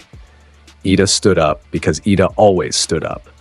We will treat him as a classmate because that is what he is, and it is clearly what he wants. And we will refrain from asking him about the events in Camino Ward unless he raises the subject himself. He pushed his glasses up. Also, I would like the record to reflect that he corrected my homework on Monday and he was right, and I have not recovered. Kirishima was the one who actually went and talked to him. He did it on the roof of the dorm building 2 nights later, and he did it because Eijiro Kirishima had exactly one strategy in life and it had never once failed him, which was to walk up to a thing and be honest at it. Hey, can I sit? Izuku moved over. Kirishima sat down on the concrete with his elbows on his knees, and for about a minute he said nothing, which was hard for him. I'm not going to ask about the god, he said finally. All right. I'm going to ask about the other thing. He rubbed the back of his neck. You went alone. Everybody's talking about how strong that was. Nobody's talking about how man, I've been thinking about it for 4 days. If it'd been Mina in that chair, I'd have gone and I'd have died in the parking lot. And I've been sitting with the fact that the only difference between me and you is that you'd win. He looked up. So the question is, do you ever get to bring anybody? Like ever? Because you can't be the guy who always goes alone. I don't think a person can do that for 40 years. Izuku turned his head and actually looked at him. There were 19 students in that class, and he had a baseline respect for 4 of them, and one of the 4 was the boy sitting on the concrete with red hair and no subtlety whatsoever. You'd have gone to the parking lot, Izuku said. Yeah. Knowing you'd lose. Yeah. That's the more difficult thing. Izuku looked back out at the campus lights. It's easy to walk into a room you can't lose in. I've been building the room since I was 7. You'd have walked into one you could lose in for someone who wasn't yours, and you'd have done it in a school uniform. A pause. Don't ever let anyone tell you what your ceiling is, Kirishima. They'll be measuring the wrong thing. Kirishima sat very still for a second. Okay, so I'm going to cry a little bit, he said, and I'd appreciate it if you'd look at the city. I'm looking at the city. Katsuki Bakugo said nothing for 3 days. He didn't say anything in homeroom. He didn't say anything at meals. He watched the footage, all of it, all 11 versions, the satellite thermal and the phone videos and the 18 seconds of drone feed, frame by frame at quarter speed on his handset at 2 in the morning with the volume off. He watched a mirror return a quirk to its owner. He watched a boy come apart into birds mid-lunge. He watched a sword touch a man and take the person out of him. And on the 4th day, he got up at 4 in the morning and went to the gym and trained until his hands wouldn't close. He did it the next day too. And the next. He added an hour every week for 2 months. Kirishima found him at 5:11 in one morning doing grip work with blood in his palms and said, "Bro, what are you doing?" And Katsuki Bakugo said, "Catching up," and didn't elaborate because that was the only language he had for the thing sitting in his chest, and it would take him another 14 months to find a better one. Momo found Izuku on the roof of the cafeteria on the Saturday. Same roof, same concrete. This time, there was no book about optic nerve degeneration on his knee. There was nothing on his knee at all, and his hands were empty, and he was just sitting there with his legs out looking at the city, that which she had never once seen him do. She sat down beside him without asking, which had stopped being new. "They're calling you an unregulated actor?" she said. "I saw. There was a panel about you this morning, 4 adults with careers discussing whether a 16-year-old constitutes a public safety concern." She had her hands folded on her knees, and her voice was even, and under the evenness, there was something with teeth in it. A man who has been a hero for 19 years used the phrase "outside the framework." He said it 3 times. He liked how it sounded. Her jaw tightened. Nobody on that panel mentioned that 11 people who were going to distribute a quirk-destroying compound through 4 prefectures are in Tartarus. Nobody mentioned the girl in the chair. They discussed the framework. Izuku watched a train cross the far end of the campus. "Does it bother you?" she asked. "What they're saying. I've wanted to ask for 4 days, and I've been telling myself it's an intrusion." He thought about it for a while. That was one of his habits. She'd learned to read. He never answered anything real fast, and the pause was never for effect. "No matter what darkness or contradiction lies within the village," Izuku said, "I am still who I am." He didn't elaborate. Momo Yaoyorozu sat with that for a long moment, and then she understood all of it at once, in the way that only happens between 2 people who have been paying close attention to each other for a year. She understood that he had never once been fighting for the commission. She understood that the framework was, to him, a fence in a field he had already walked past.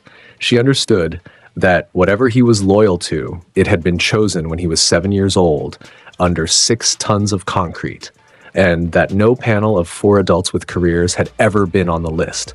She reached over and took his hand off his knee and held it in both of hers. "Then I'll handle the framework," she said. "I'm very good at paperwork, and I have a family name that makes men in suits go pale, and there is no world in which I let a licensing board be the thing that stops you." She turned his hand over and looked at the palm and at the 4-year-old scar across it from a katana in an alley in Hosu. You handle the impossible. I'll handle the forms. That's a poor division of labor. It's an excellent division of labor. You have never in your life filled out a form correctly. Her thumb moved over the scar. You wrote self-inflicted in the incident box for this one. It was accurate. It was deranged, Izuku. He laughed, a real one, short and surprised out of him, the kind of sound 11 of their classmates would have paid money to hear. And then he turned toward her and lifted his hand and put 2 fingers against her forehead. She'd been receiving that gesture for a year. She knew every version of it. It had meant stop checking your work 3 times. It had meant breathe. It had meant you're spiraling, and I've already run the numbers. 19 students had watched it happen across a rock in a forest and a prep room and a rooftop, and every single one of them had read it as the tallest boy in class telling the smartest girl in class to slow down. This one wasn't that. He didn't push. His fingers stayed there and his hand was steady, and he looked at her over the top of it with green in his eyes, because he'd let the red go the moment she'd sat down, and he said nothing whatsoever. Momo Yaoyorozu closed her eyes and let him. It meant I came back. It meant you're here and warm and your pulse is 68. It meant there is a room in me with a door on it and you are the only person who has ever been inside it. And I am telling you that now with 2 fingers because I have used up all the words I own for the year. They stayed on that roof until the sky went orange, and then they went to dinner. And Kaminari nearly put his face in his soup when they walked in together. Sir Night-Eye had 18 months of file on Shisaki Kai by the time Izuku's 2nd year began. The Shi Hasai Kai was old money and old blood, one of the last true Yakuza houses in a country that had replaced organized crime with organized villainy, and it had spent 4 years turning into something new. Night-Eye had been following the money since before Kamino. Not the product, the money. The Commission's Anti-Narcotics Division had been chasing a bullet that destroyed quirks and had raided 9 warehouses and found nothing because the Commission looks for products and Sir Night-Eye looks for accountants. Izuku sat down with the 6-year file for the 2nd time in his life on a Sunday afternoon in April. He read it for 11 hours. He read it the way he read everything, which was once, all the way through, with the Sharingan turning slow and every page going into a memory that had never yet dropped a detail. Then he set it down and said 3 sentences. The financials are clean because you're reading the wrong ledger. The Hasaikai has paid a private hematologist in Osaka 41 times in 6 years, always in cash, always within 9 days of a shipment, and he specializes in pediatric blood disorders. He put 1 finger on a photocopy. There's a child. Sir Night-Eye went very still. He stayed still for a long time. He was a man whose entire life had been organized around the principle that he saw further than anyone in the room, and he had looked at those 41 payments 11 times across 2 years and read them as medical care for an ailing patriarch. Say it again, he said. They're not making a drug from a compound, Izuku said. You can't destroy a quirk with chemistry. You can destroy one with another quirk, and you can't bottle a quirk unless you can bottle the person. They've been harvesting a child, sir. The shipment timing follows the recovery window. That's what the hematologist is for. He's keeping her alive between extractions. Sir Night-Eye stood up, walked to his window, and looked out over Tokyo for 90 seconds. Her, he said. The dosage escalation curve tracks a body under 30 kilos. Something happened to the man's face that had never happened in front of an intern. Then he turned around and started making calls, and he made 11 of them. And by Wednesday, there was a joint task force with a name and a warrant package and 41 signatures on it. The raid went in on the 14th of May at 4:40 in the morning. It was Night-Eye's agency, a police tactical unit, and a pro-hero task force of 9. Fat Gum, Ryukyu, Rocklock, Eraserhead, Mirio Tagada on a work-study permit that had been signed at midnight, and 4 sidekicks. Izuku Midoriya was on the roster as observational support, 2nd year, provisional, positioned 2 blocks out at the northeast perimeter with a radio and explicit instructions to hold. He held for 12 seconds after the entry signal. Nobody blames him for it anymore. At the time, Rocklock wrote 4 paragraphs about it in his incident statement. But the thing that the statement doesn't capture is that Izuku Midoriya had been running crows over that compound for 36 hours. Not a few. Not a scouting pair. But 400 birds sitting on every roofline within 6 blocks, mapping the underground by watching where men went in and how long they took to come out, and which ventilation grate breathed warm, and which breathed cold. He knew the shape of that basement better than Chisaki did, and he knew that the child was 90 meters in and 40 meters down, on the far side of 11 separate rooms, and that the moment the front door came off its hinges, the men down there had a protocol, and that protocol involved moving her. So he went in through the ventilation shaft on the west side as a column of birds, and by the time the task force reached the first descending corridor, the compound's underground was already having a very bad morning. His path through it deserves a full account, because it's the clearest picture anyone ever got of what the Sharingan actually does in an enclosed space. The Hasaikai's soldiers weren't amateurs. Chisaki had built his organization around the understanding that numbers and quirk diversity beat individual power. And he was right about that, and it had worked 11 times against police units and twice against pro heroes. They had ambush points. They had crossfire angles. They had a room with a floor that opened and a corridor with a ceiling that came down and 8 men in the walls with quirks selected for a hallway. The first ambush was 4 men at a T-junction, 2 above the doorframe, 2 behind a stack of crates, and the plan was to let the intruder pass the junction and take him from 3 sides. The plan required them to be behind him. Izuku stopped walking 4 meters short of the junction, in the exact spot where a man who couldn't see them would have kept going. And he turned his head and looked at the wall on his left. The Sharingan reads energy as color layered over the world, and a quirk sitting in a body with the safety off has a specific brightness. And there is no wall in Japan thick enough to hide brightness from a boy who has been looking at it since he was 7. "There are 2 of you above the frame," he said, "and 2 behind the crates. And one of you has been holding a charge for 9 seconds and his hand is starting to shake." Nobody breathed. "Come down and put your hands out and I'll leave you conscious.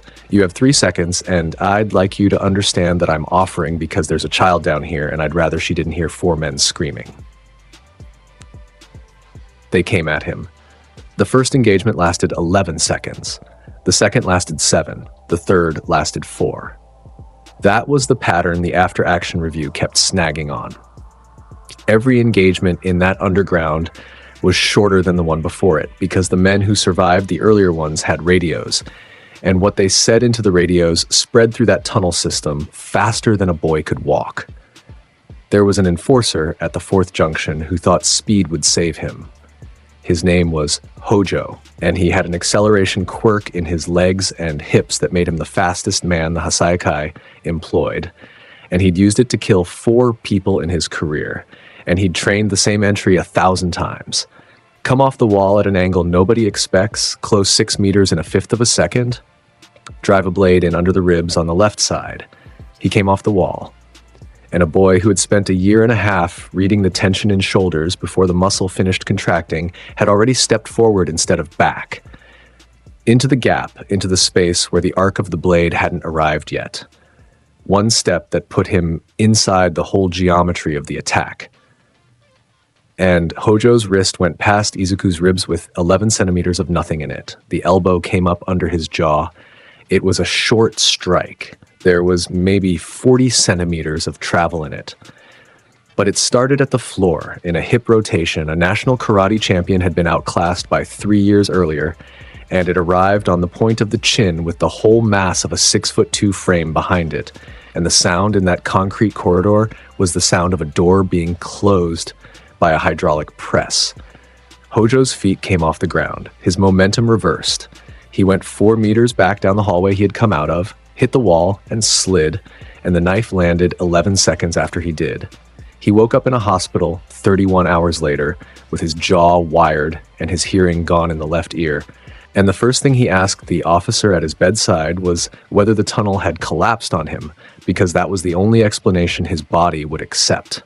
By the time the pro heroes reached the second sublevel, they were finding rooms already finished.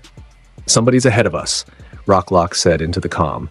His flashlight went over 4 men bound wrist to ankle with steel wire, arranged on their sides, airways clear.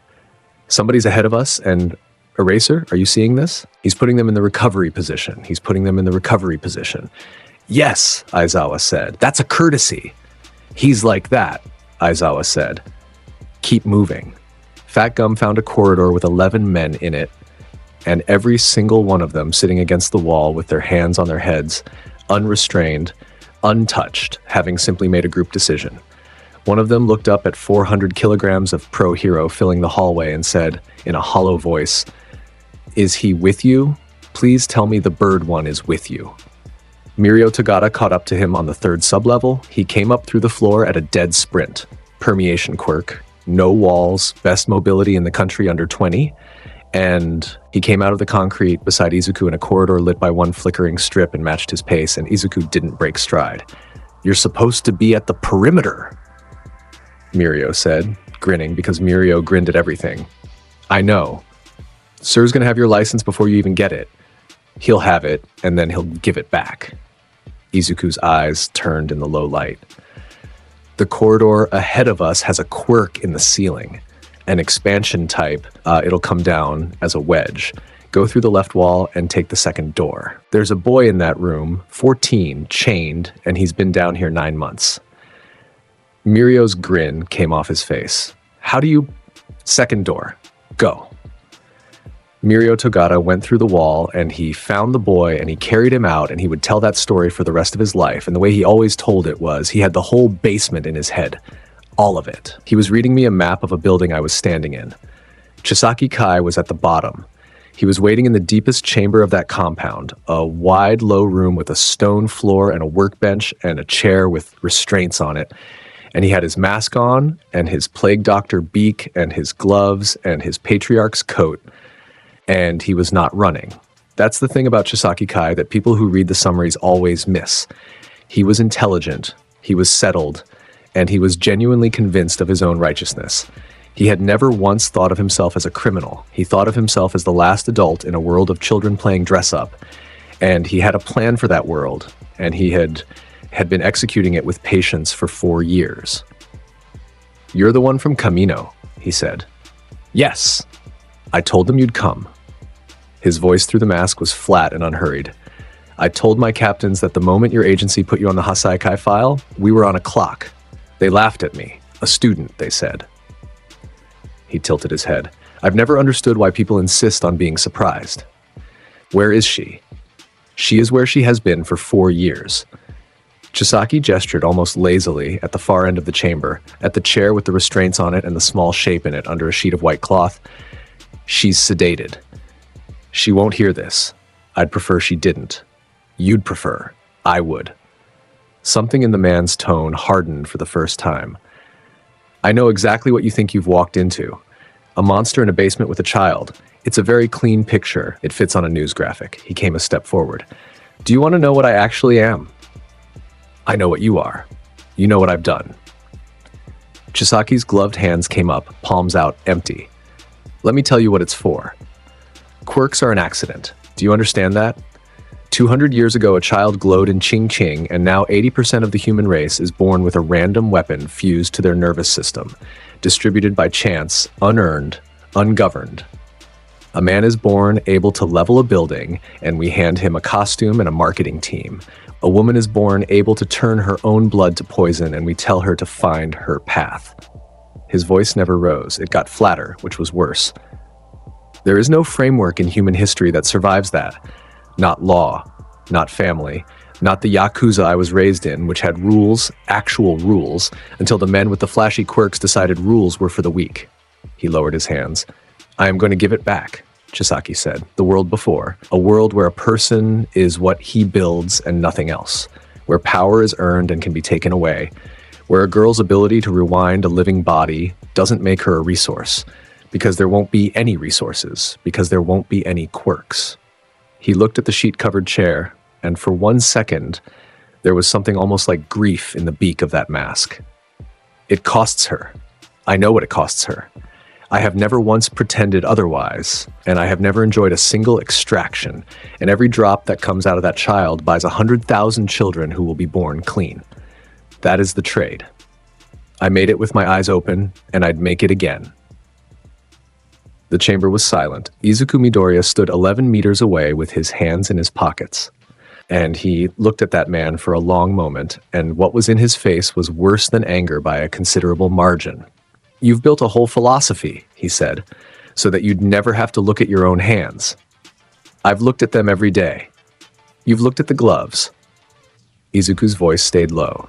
"You were a boy in a house where a man with a rule book took you in, and the world he promised you came apart, and instead of grieving it, you decided to be the one who ends the accident. That's the whole story.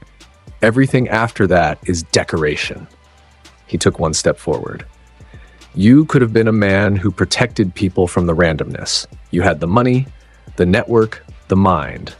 Instead, you found the smallest person in the world who could pay for your certainty, and you put her in a chair and you told yourself it was arithmetic." The banned word wasn't the one he used. What he actually said was, "You told yourself it was a sum." Spare me the sermon, boy. Those who cannot acknowledge themselves will eventually fail. He said it low, without emphasis. He said it the way you say something obvious to a person who has run out of time to understand it. And Chisaki Kai, who had never been spoken to like that in his adult life, went rigid inside that coat. Then he took his gloves off. What followed was, by every technical measure, the most impressive display of quirk mastery Izuku Midoriya had faced to that point in his life, and it deserves to be recorded properly because Chisaki Kai was extraordinary. He touched the floor and the floor stopped being a floor. Stone came up in a wave 4 meters high with spikes in it like an animal's jaw, remade at the cellular level in a fifth of a second, and behind the wave the walls folded inward into 2 enormous grasping arms of rebar and rock, and the ceiling opened and rained columns down in a pattern designed to close off retreat. He didn't attack a person. He attacked the room. He turned the entire chamber into a single weapon with himself at the center of it, disassembling and reassembling matter faster than most quirks can generate a single projectile, and he did it while walking forward, and he did it while talking. "You've fought people," Chisaki said. "You've never fought a place." The first wave arrived. Izuku wasn't where it landed. He'd read the reconstruction before the cells finished setting. The Sharingan sees quirk energy as color, and Overhaul's quirk lit up his own hands and then lit up the stone he was about to touch. A half-second flare in the material before the change took. And to a boy who could count 11 stress fractures in rebar while being crushed, a half-second is an appointment. He walked through the collapsing chamber at an even pace. The spike wave went past his shoulder. The rebar arms closed on nothing. 3 columns came down, and one of them clipped the tail of his coat, and he adjusted his stride by 11 centimeters and kept walking. The floor opened under his foot, and his foot was already elsewhere. The room was doing everything a room can do, and the boy in the middle of it had both hands in his pockets, and he was gaining ground. Chisaki Kai understood at 9 meters. You can see it in the recovered helmet cam footage from the officer who arrived late. The exact frame where the Hasaikai's patriarch stops reconstructing forward and starts reconstructing backward, building a wall between himself and the thing walking toward him, and then another, and then a third, and each one goes up and each one gets past, and by the 4th wall, the man's breathing has changed inside the mask. "Stop," Chisaki said. "You had 4 years to stop. You don't understand what you're breaking. There are 11 years of work in this building. There are people upstairs who, they're in the recovery position." The room stopped moving. Izuku Midoriya stood 5 meters from him in the ruin of a chamber that had tried 11 times to become a weapon. And there was stone dust on his shoulders, and his right eye had changed shape. Where 3 tomoe had been turning, a pinwheel of curved blades now sat, and blood came out of the corner of it and ran down his cheek in a single line. And Chisaki Kai looked at that eye and felt, for the first time since he was 9 years old, the specific sensation of being small. Then the world held its breath. There was 1 full second of absolute stillness in that basement. The dust stopped falling. The strip light stopped flickering. 2 floors above, a pro hero paused mid-sentence for reasons he couldn't explain to a review board afterward. Then the black flame arrived. Amaterasu doesn't travel. It has never traveled. It was simply there, on the reconstructed stone around Chisaki Kai's feet, in a ring 3 meters across. Flame the color of a hole cut in the world, giving off no light at all, and a heat that cracked the wall behind him in a spider web. Chisaki reacted with the speed of a man who had never lost. He remade the floor. He tore up the burning stone at the cellular level and rebuilt it as clean rock, which is the correct answer to fire, which is the answer that had saved his life twice before. The flames were on the new floor before it finished being a floor. He built a barrier. It burned. He remade his own coat, remade the air, remade 11 cubic meters of the room around himself in a rolling cascade of destruction and reconstruction, faster than any human eye, but one could follow, and the black fire took every version of it, because Amaterasu doesn't care what a thing is made of. It doesn't care about the composition or the density or the fact that the material is 4 seconds old. Chisaki Kai stood in the middle of a room that he could rebuild infinitely, and understood that he had been given a flame that ate rebuilding. His right arm went first from the elbow, and he made the correct choice. He cut it off himself, tore the whole limb away with his own quirk before the fire climbed past the shoulder, and he screamed once behind that mask. And that scream was the last thing the Shiha Saikai ever contributed to Japanese history. He went down onto his knees on burning stone. Izuku Midoriya walked through the fire. That's in the footage too, and it's the 11 seconds that eventually got shown to a diet subcommittee. A boy walking through a room floored in black flame, the fire parting around his feet in a corridor a meter wide, moving with him, going out behind him, obedient as a dog. He passed Chisaki without looking at him. He went to the chair. He killed the flames with a closing of his right eye, and the basement went from a furnace to a wrecked room with a strip light in it. And Izuku Midoriya knelt down in front of a chair with restraints on it and pulled the white cloth away. She was 7 years old. She had white hair and a horn on the right side of her head and 11 bandages on her arms in various stages of change. And she was awake because the sedation had failed 40 minutes earlier, and she hadn't said anything about it because saying things had never once helped. Her wrists were in padded cuffs, which somebody had probably called mercy. She was very small in that chair, and she had learned to hold herself the way a piece of equipment holds itself. Still, ready, taking up as little as possible, she looked at the boy in front of her the way you look at a new person in a white coat. Izuku Midoriya's eyes went from red to green. It happened in about a second.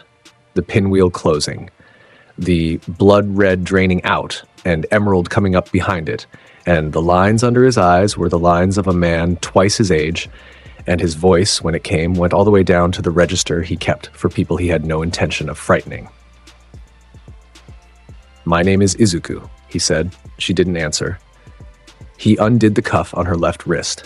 He did it slowly, so she could watch his hands do it, and then he stopped and waited, and when she didn't move, he undid the right one and stopped again. "There's a lot of noise upstairs," he said. "That's the police and 9 heroes and a man in a suit who is very tall and very serious and who found you by reading a stack of receipts for 2 years. Nobody up there is going to touch you. Nobody down here is either." He set the second cuff on the floor. "You've got dust in your hair. That's mine. I'm sorry about that." Her eyes moved to the middle of the room, to the shape of a man on the floor with one arm. "He's asleep," Izuku said. He's going to keep being asleep for a long time. He's never going to be in a room with you again. And I'm going to be the person who makes sure of that. And I'm telling you now because I'd like you to hear it from someone who was there." She looked at his face for 11 seconds. Then she said, in a voice with almost nothing left in it, "Did I do something?" And Izuku Midoriya, who had melted a 40-meter robot and unmade a criminal syndicate and sealed a man's soul into a sword, went absolutely still. "No," he said. "You never did." He held out his hand, palm up on his knee. He didn't reach for her. He just put it there and left it there and waited. And he was prepared to wait a long time. She reached for him first. Her fingers closed around 2 of his and then her whole hand. And then she leaned forward out of the chair And Izuku Midoriya put one arm under her and stood up with a 7-year-old against his shoulder, and she weighed 19 kilos. And he adjusted his grip because the bandages on her left arm were fresh. He walked out. The pro heroes came down into that sub-level 4 minutes later, and what they found was a chamber that had been remade and burned and remade again, cracked to the corners, black scorch in a perfect ring on the floor. They found Chisaki Kai unconscious, one-armed, cauterized, wired at the wrists, arranged on his side with his airway clear. And they found a second-year student walking up the ramp out of a burning tunnel with a little girl asleep on his shoulder and one hand cupped over her ear because there were sirens up there, and she'd flinched at them. Fat Gum stopped moving. Ryukyu stopped moving. Rocklock, who had 400 words prepared about perimeter discipline, opened his mouth and shut it. Nobody said anything because none of them had words for it, and because the boy walked past them with his eyes green and his finger to his lips, and he said one thing on his way by. "She's sleeping. Keep it down." 9 licensed pro heroes stood in a tunnel and were told to keep it down by a 16-year-old, and every single one of them did. Sir Night-Eye met them at the top of the stairs. He looked at the child. He looked at the boy. He'd been on that stairwell for 9 minutes because his own quirk had shown him 4 days earlier a corridor with his blood on the floor of it, and he had walked into this building anyway, and the corridor had never come because the men who were supposed to be in it had all been sitting against a wall with their hands on their heads. "Her name is Eri," Night-Eye said. His voice wasn't working properly. "It's in the family registry. Nobody has said it out loud in 4 years." "Then say it to her when she wakes up," Izuku said. "She's going to need to hear it from an adult." Sir Night-Eye, who had never in 17 years let a single feeling reach his face, put his hand over his eyes and stood there in the doorway of a Yakuza compound at 5:40 in the morning. He lived 11 more years. He spent them on child protection casework almost exclusively, and he never told anybody why. And one journalist eventually got close enough to ask him about the future he'd once seen, and he said 4 words in reply and then asked her to leave. Somebody changed the ending. Redestro had been watching the whole time. That's the part nobody in Hero Society understood until it was much too late. The Meta Liberation Army had intelligence resources, the Commission did not, because the Commission's resources were public servants, and the armies were true believers with day jobs at telecom companies and municipal records offices and 2 of the 4 largest logistics firms in the country. They had been mapping the arc of a single individual for 14 months. They had watched a boy melt a 0-pointer. They had watched him put down a bioengineered weapon designed to kill All Might in 41 seconds. They had watched him hogtie the hero killer with a belt, take the League of Villains apart in 11 minutes, and walk out of the Shihasaikai carrying a child. Rikiya Yotsubashi looked at all of it and felt something that only one man in Japan felt about Izuku Midoriya, and that thing was joy. Because his entire creed, the thing his great-grandfather had written and his family had carried through 3 generations of respectable business and quiet organizing, was that the restriction of quirks was the great crime of the modern age. That a person's ability was a person's self, and that hero licensing was a boot on the throat of human potential, and that the world would only be free when every individual used their power fully without permission. And here was a boy who had never asked permission for anything in his life. He is the argument, Redestro told his officers in a boardroom in Deika City with the blinds drawn. Look at him, 16 years old, unlicensed, unregistered above Class C, and he has done more for public safety in 18 months than the entire commission has done in a decade. He didn't wait for a warrant. He didn't file. He acted because he had the power to act and the will to use it. He leaned back. That is Destro's thesis, gentlemen. That is my great-grandfather's book, walking around in a school uniform. Skeptic, who trusted nothing, said, or he's the counter-argument. Yes. Redestro's smile came off. That's the other possibility. He made contact first because he was a man of principle, and principle demanded that he offer the conversation before he offered the war. The letter arrived in Izuku's dorm room. It was on the desk when he came back from evening training on a Friday, and there was no envelope on the floor, no mail slip, no delivery record, and UA's security system, which had 11 layers and a principal who had designed 9 of them, showed nothing whatsoever. That was the first part of the message, and Izuku read it correctly. The letter itself was handwritten in a strong, square hand across 4 pages, and it was genuinely the best written thing anyone had ever sent him. It laid out the liberation thesis without slogan. It named the commission's failures with dates and figures, including the 72-hour estimate given to a tent full of exhausted teenagers on a mountainside in August. It acknowledged, without flinching, that the army had killed people, and it argued about that too. And it ended with an invitation to a debate. A place, a date, a promise of safety, and a single line at the bottom. You have proven that a sufficiently powerful individual can protect this country better than its institutions can. I would like to know why you keep pretending otherwise. Izuku Midoriya, read it once. He set it on the desk. He went to bed. He never replied. Destro interpreted the silence correctly, which is to his credit. He didn't take it as fear or contempt. He read it as a verdict already delivered, and he understood that a man who has already decided about you doesn't argue. And he did the only thing left to a person with 300 soldiers and a creed.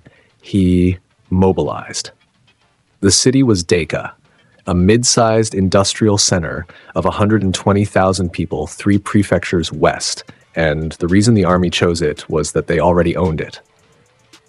11 of the 14 city council members were members. The head of the volunteer fire brigade was a member. 406 residents of that city were meta-liberated soldiers who had trained for 11 years in the belief that a day was coming, and on a Saturday morning in October, 300 of them put on the armband and took the streets. It was the largest coordinated villain operation since the Commission began keeping records. They took the ward offices in 9 minutes. They dropped the 4 bridges into the Eastern District. They jammed emergency channels with a broadcast of Destro's manifesto read aloud in a pleasant voice, and they turned 120,000 civilians into a hostage population without ever having to say the word hostage, and then they waited for the heroes to come to them. The heroes came to them. The first 47 minutes of the Deku incident were the worst 47 minutes Hero Society had experienced since the founding of the ranking system. Pro-heroes arrived in waves from 4 prefectures, and each wave hit a formation built specifically to eat it. 300 people with a shared ideology fighting in an urban environment they'd lived in their whole lives is a different animal from 300 criminals, and the army knew it. They fought in mutually supporting groups of 11. They had ammunition dumps. They had medical stations. They funneled heroes into intersections and dropped buildings on them. By minute 30, 22 licensed pros were down.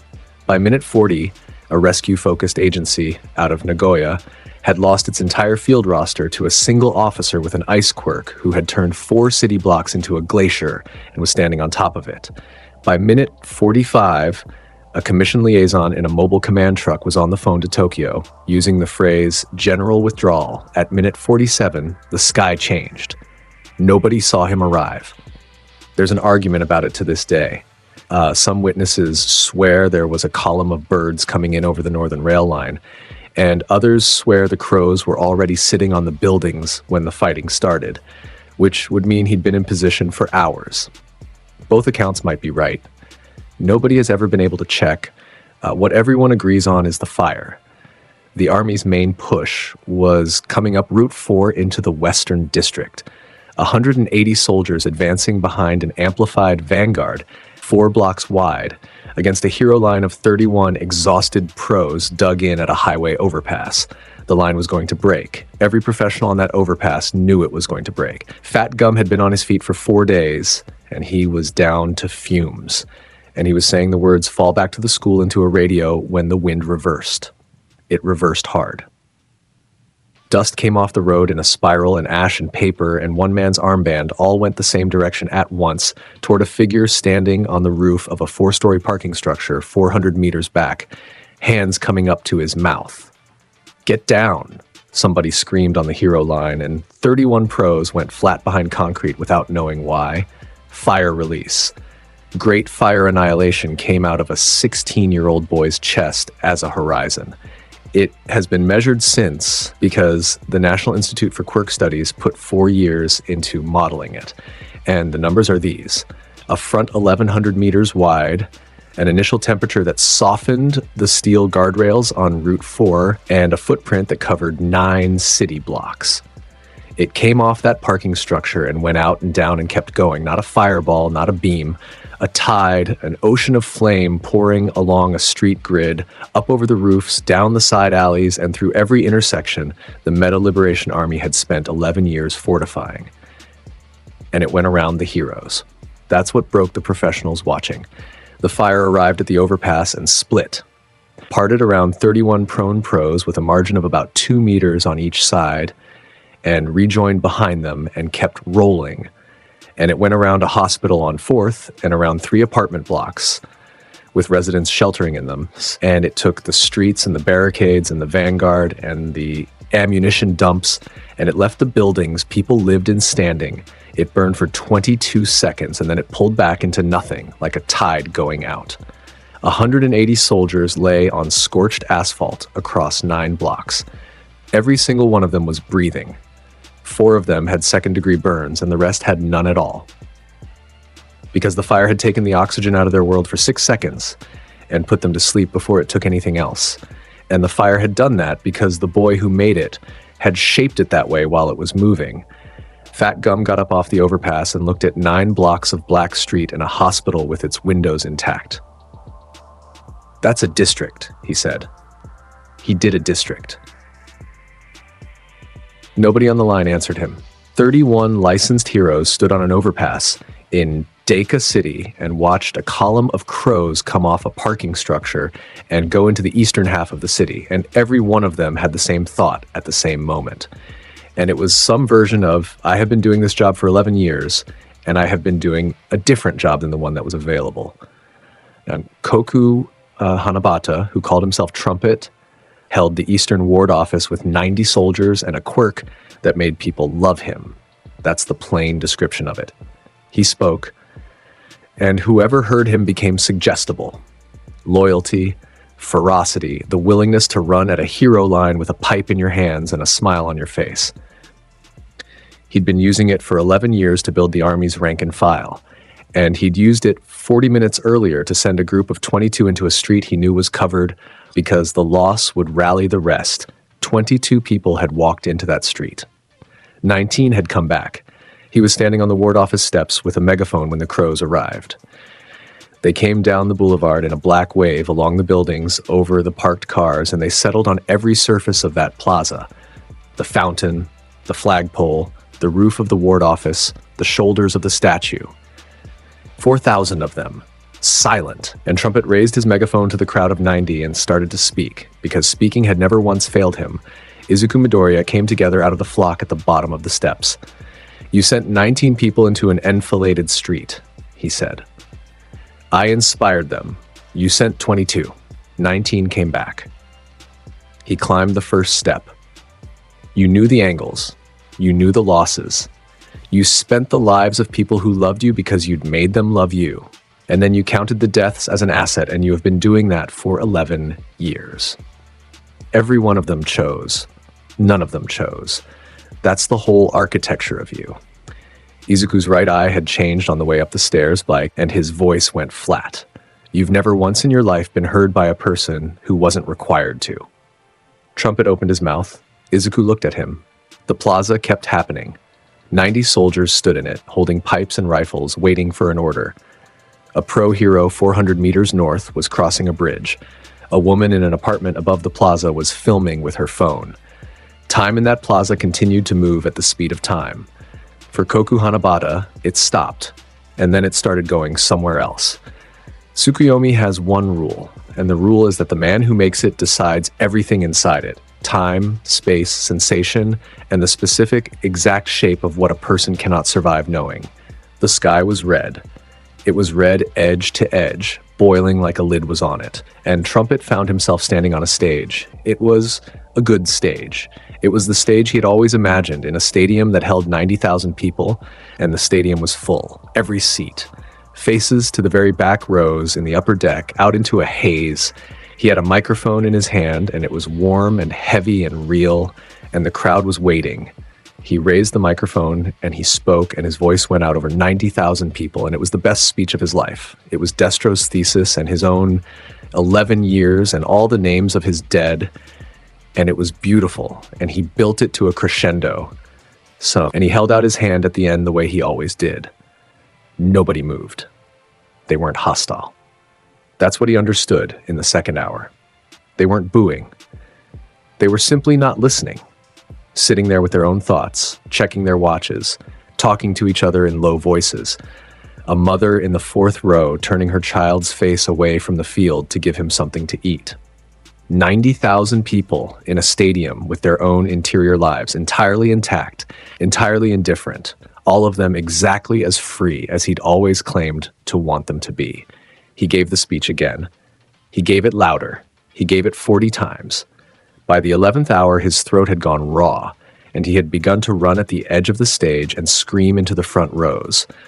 And a man in the front row looked up at him with mild interest, and then looked back down at his phone. By the 19th hour, he had gone into the stands and walked the aisles, grabbing shoulders, and every shoulder he grabbed belonged to a person who turned and looked at him without any love at all and said something ordinary. "Excuse me, do you mind?"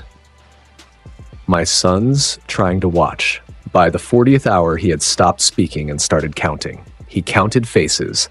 He got to 11,000 and lost his place and started again.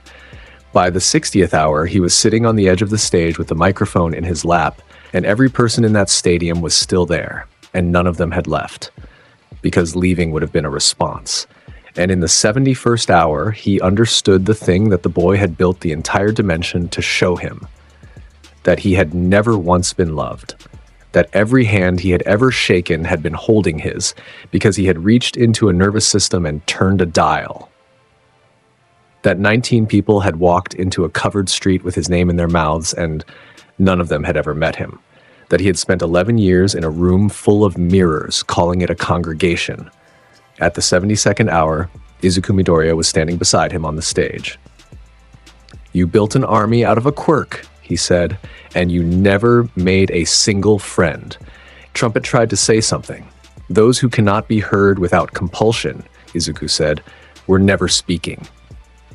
1 second passed in the plaza. Koku Hanabata's megaphone hit the ward office steps and rolled down 4 of them, and he went down on his knees and then onto his side, and he was still breathing and his eyes were open and moving. 90 soldiers stood in a plaza holding pipes with the sudden, awful clarity of people whose feelings had just been handed back to them, and 41 of them sat down on the ground within 11 seconds, and the rest ran, and none of them ran toward anything.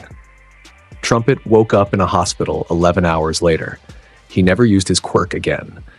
Not because he couldn't, because he tried on the 3rd day on a nurse and it worked, and he heard the change in her voice and then had to be sedated.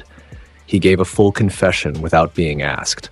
400 pages, handwritten names and dates, and at the top of the first page, he'd written a line that the prosecutors couldn't make sense of. "I would like to be heard by someone who has a choice." Chikazoku, who called himself Skeptic, was in a server room under the Eastern District with 11 monitors and 400 puppets. They were the reason the eastern half of Deku had held.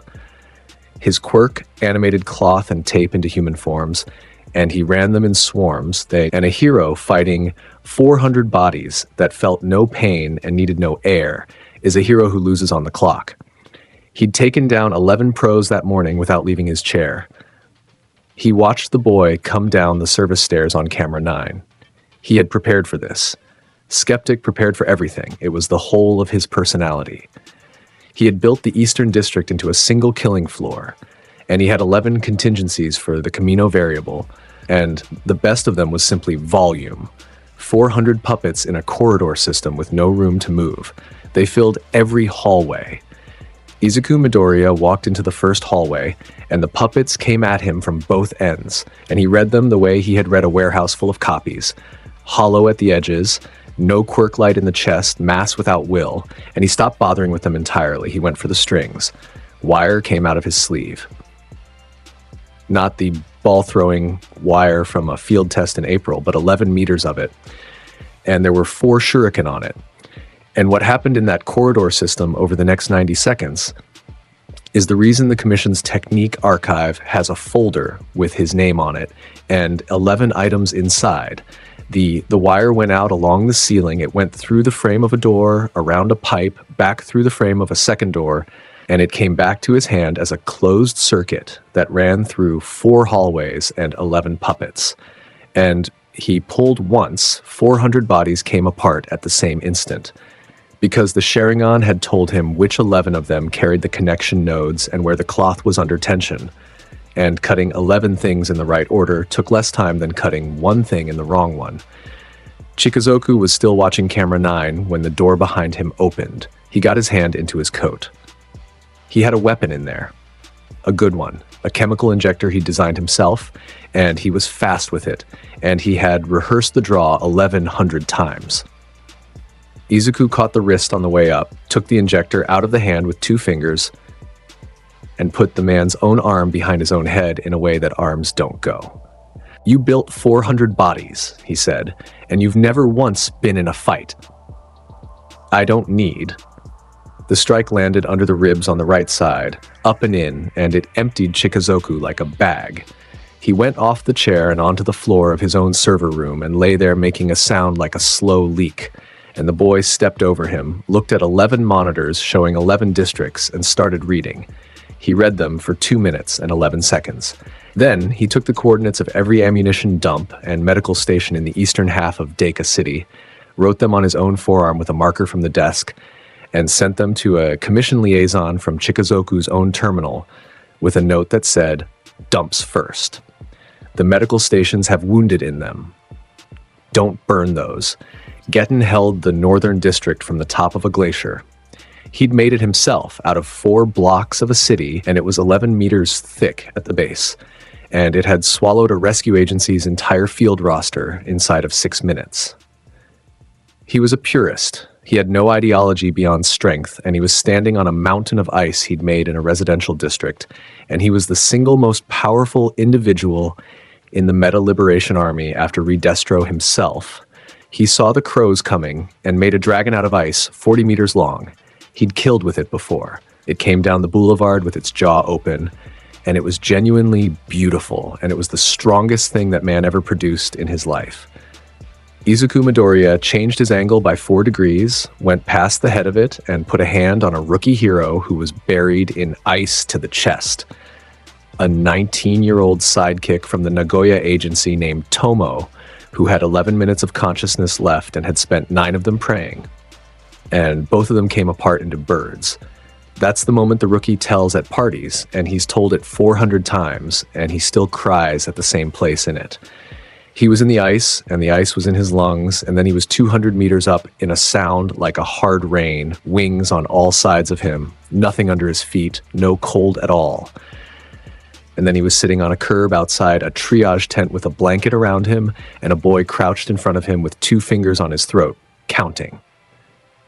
"Your core's at 33, Izuku said. "That's survivable. There's a woman in the tent with a heat quirk. Go and be boring for an hour." There were 4 of us in there. "There are 4 of them behind you." Tomo turned around. 4 members of his agency were sitting on the curb with blankets, wet to the skin, alive, and none of them could explain how they'd gotten there either. Then the boys stood up and walked back toward the glacier, and Getten built a second dragon, and the world held its breath. There was 1 full second of absolute silence in the northern district of Deku City. The ice stopped groaning. The dragon hung there mid-lunge with its jaw open, 40 meters of frozen water at the top of its arc. Then the black flame came. Amaterasu arrived on the ice. Not on the man.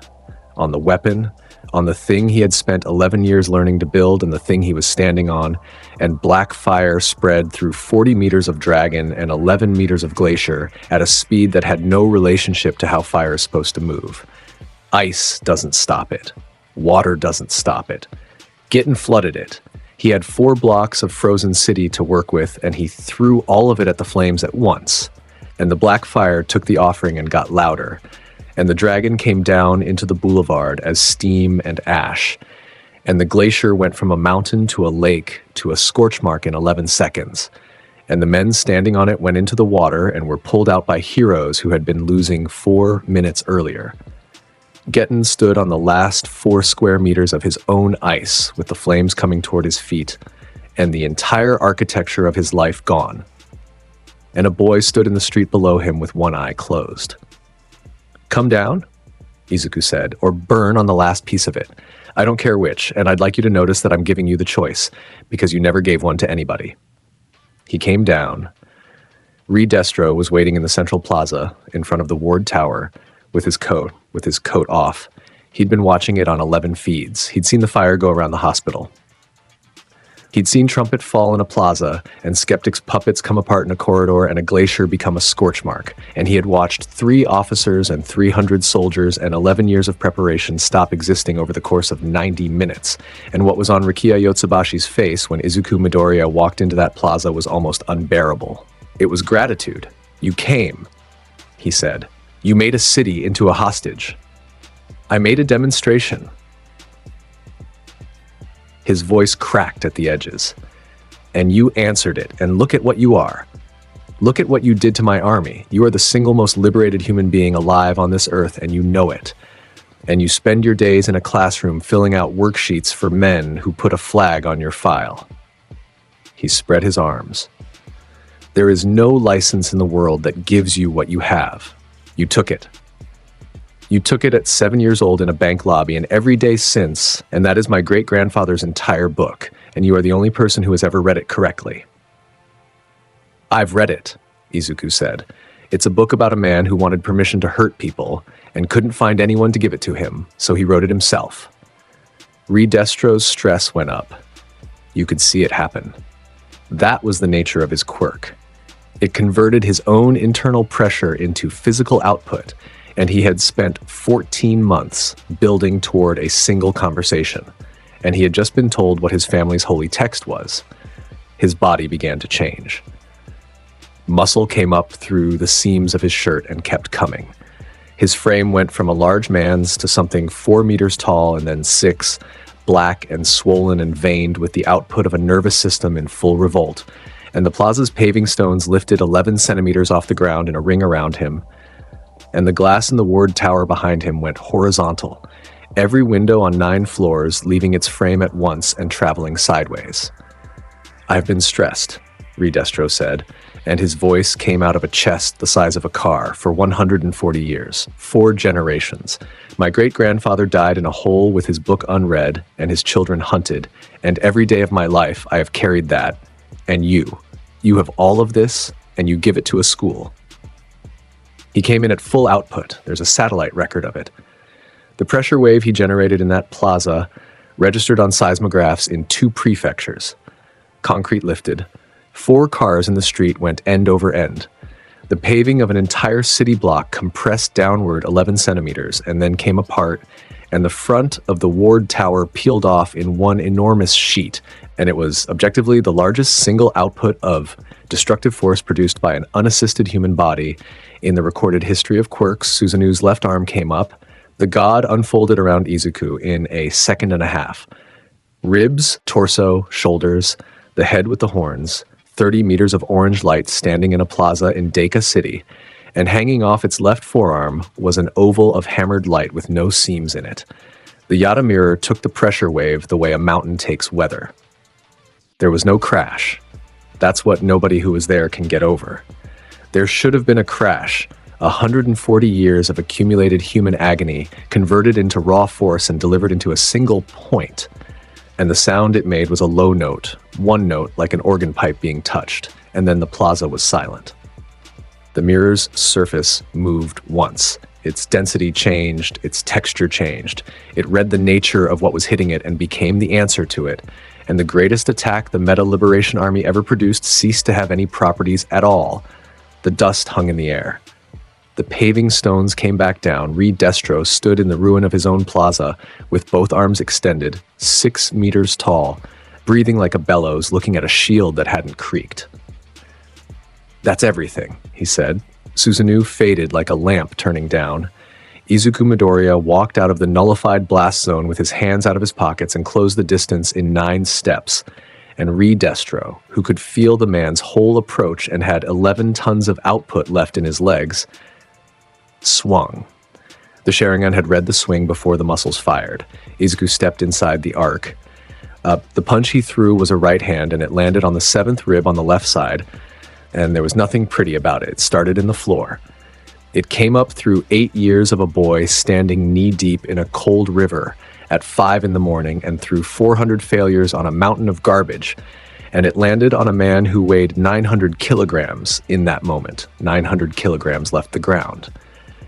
Rikiya Yotsubashi went 11 meters backward through the air, hit the front face of the Ward Tower's east wing, and the wall gave. He went into the building and through a fire door and into a stairwell and stopped against a concrete core, and the swollen mass of him came off in sheets as the quirk shut down, and by the time the dust settled, there was a large man in a torn shirt lying in a stairwell with 4 broken ribs and a punctured lung, and he did not get up. The plaza was silent for 11 seconds. Then the domino went through the formation. 300 people had built their entire identity around a single idea, that power should have no ceiling, that a strong enough individual could reshape the world, that their general was the living proof of it. And they watched their general put out the largest attack in quirk history and get nullified and then get taken off his feet by 1 punch from a 16-year-old with his hands bare. The army didn't rout. It came apart. There's a difference. And the difference is that a rout runs and a collapse sits down. Groups of 11 who had held intersections for 90 minutes against professional heroes put their weapons on the ground and sat in the street with their hands on their heads and waited. And when officers reached them, they were compliant to the point of gentleness. And 11 of them asked the same question, which was, "Is he coming down this street?" The Deku incident ended 111 minutes after it began. 406 arrests. 22 hospitalized heroes, all of whom recovered. 0 civilian deaths in an operation that commission modelers had projected would produce between 400 and 1100. And the projection wasn't wrong. It was written for a world where the answer arrived in waves. And at 11:11 that morning, a boy sat on the curb of a burned street with a bottle of water, and Fat Gum sat down next to him because his legs had quit, and the two of them said nothing for a while. "Kid," Fat Gum said eventually, "you went around the hospital." "Yes, you did 9 blocks of fire, and you went around the hospital and the apartments on 3rd, and you split it at the overpass with 31 of us lying in it." The big man's voice went strange. "I've been doing this 11 years. There ain't a pro alive who can shape output like that. Not one. Endeavor can't do that. Endeavor cannot do that." Izuku screwed the cap back onto the bottle. "He's never had to," he said. "If you build your whole life around output, you never learn to draw the edges. I learned the edges first." He stood up. "There's a woman in the collapsed unit on 4th with a broken pelvis under a stairwell. She's conscious. I'd take the wall on the alley side, the load's on the other one." Fat Gum sat on that curb and watched him walk away and then radioed it in, and they found her exactly where he said. All for One had been watching longer than anyone. He'd read Izuku Midoriya the day the USJ footage went public. He was in a bed at the bottom of a facility under Kamino at the time, wired to 11 machines, 90% of a man and 100% of an intelligence, and he watched a 15-year-old boy turn his most expensive weapon into ash in 41 seconds, and he came to a conclusion he had never before had to come to. There was a person alive who could not be stolen from. He tested it. Of course he tested it. He had 120 years of habit, and every one of those years said the same thing, which was that anything a human being has can be taken. He sent 4 scouts across 11 months. The first came back with nothing usable. The second came back changed and had to be put down. The third didn't come back. The fourth came back with 11 words he'd been told to deliver. And the words were, "Tell the man in the basement that I know he's there." All for One lay in the failing dark of that room and understood, for the first time in a century, that he was being read. He gave up on acquisition. That's the part that made every analyst who studied him afterward go pale, because it meant the oldest evil in Japan had done a thing he'd never once done, which was to change his objective. Izuku Midoriya was no longer an asset to collect. He was a variable, and All for One had spent 120 years eliminating variables. He built the trap out of the only material the boy was made of. 3 cities simultaneously at 9/11 on a Sunday evening in December. Fukuoka went first, then Nagoya, then Yokohama. Coordinated Nomu deployments in dense districts at rush hour, 41 creatures across 3 prefectures, and every hero response protocol in the country activating at once and splitting hero society into 3 pieces. He had spent 4 years and every remaining yen of his organization on it, and it was the best designed operation of his life. And its purpose was arithmetic he had done on a hospital bed. He will go where the most people are burning, and I will be standing in the middle of it with my face uncovered in the open air. Yokohama was the biggest fire. Izuku Midoriya arrived at 9:41. The approach is on film from 11 angles because Yokohama has cameras on everything, and it's the footage that Japanese school children have been shown ever since, and there's a reason for that. It's a boy in a black work-study coat walking up the middle of a burning boulevard with his hands in his pockets. There are cars on their sides.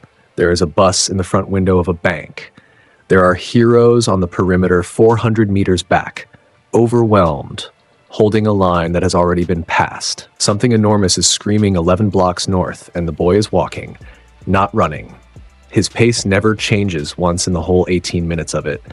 And behind him, above him, along the buildings on both sides, the crows come. They fill in over 4 blocks. By the time he reaches the intersection at Minato Dori, there are 4,000 black birds moving along the rooftops with him, and the fires he passes go out. A wall of water, 30 meters long, coming up out of a broken main and folding over 3 burning buildings like a hand closing, 40 feet of serpent with a head like a battering ram doing rescue work on its way to something else. At 9:52, he turned onto the plaza in front of the old customs building. All for One was standing in the middle of it. He'd come up out of the ground for this. He was on his feet in a black 3-piece suit, tall and gaunt and terrible, and his face was uncovered for the first time in 11 years. The ruined, seamed, eyeless-looking wreck of a face that had been on 4 wanted posters in the 1980s and none since. He had a cane he didn't need. There were 9 Nomu standing behind him in a line, and none of them moved. He had the specific patience of a man who has won 1,000 fights. "There you are," he said. His voice was extraordinary.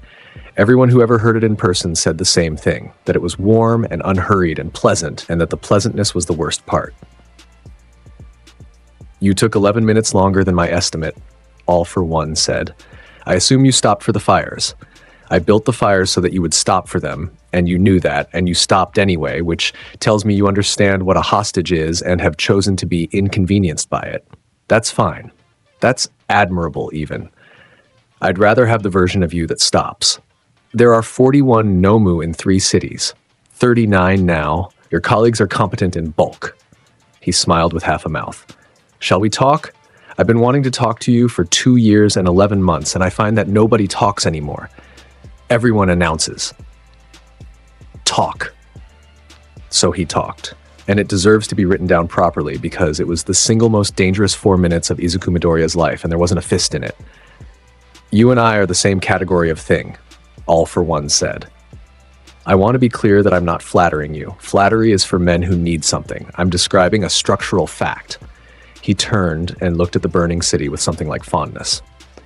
"Hero society is a performance.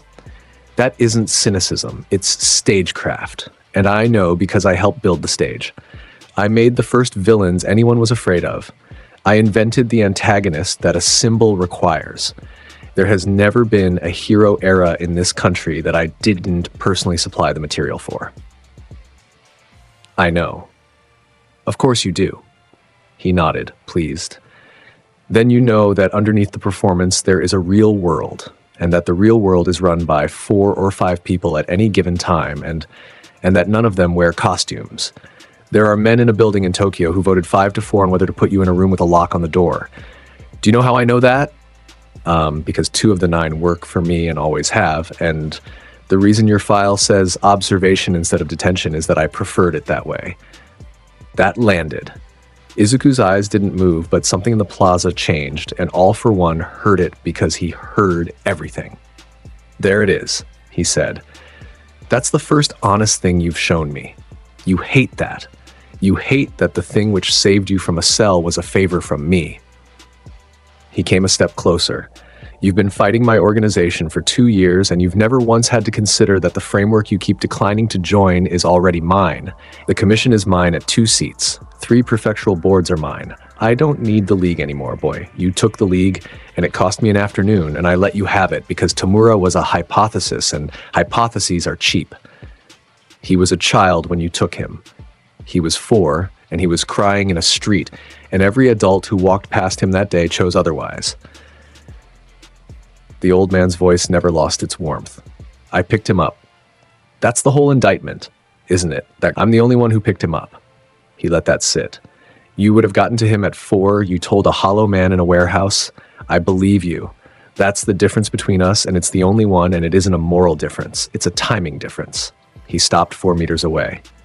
"Here's my offer, and I'd like you to hear it as an offer and nothing else. Come and run the real world with me. Not for me, with me. You've spent 9 years building a body and a mind that can do anything. And you're spending it on a country that will spend the next 40 years asking you to fill in forms and apologize for property damage. I've watched them do it to 11 extraordinary people. They did it to Toshinori. They will do it to you slower because you frighten them more. And they'll do it with a smile. And in 20 years, you'll be a licensed asset with a media handler and a blind spot in your left eye, and you'll wonder where it went." He held out his hand. "I don't need an heir," All for One said. "I have one. I need a peer.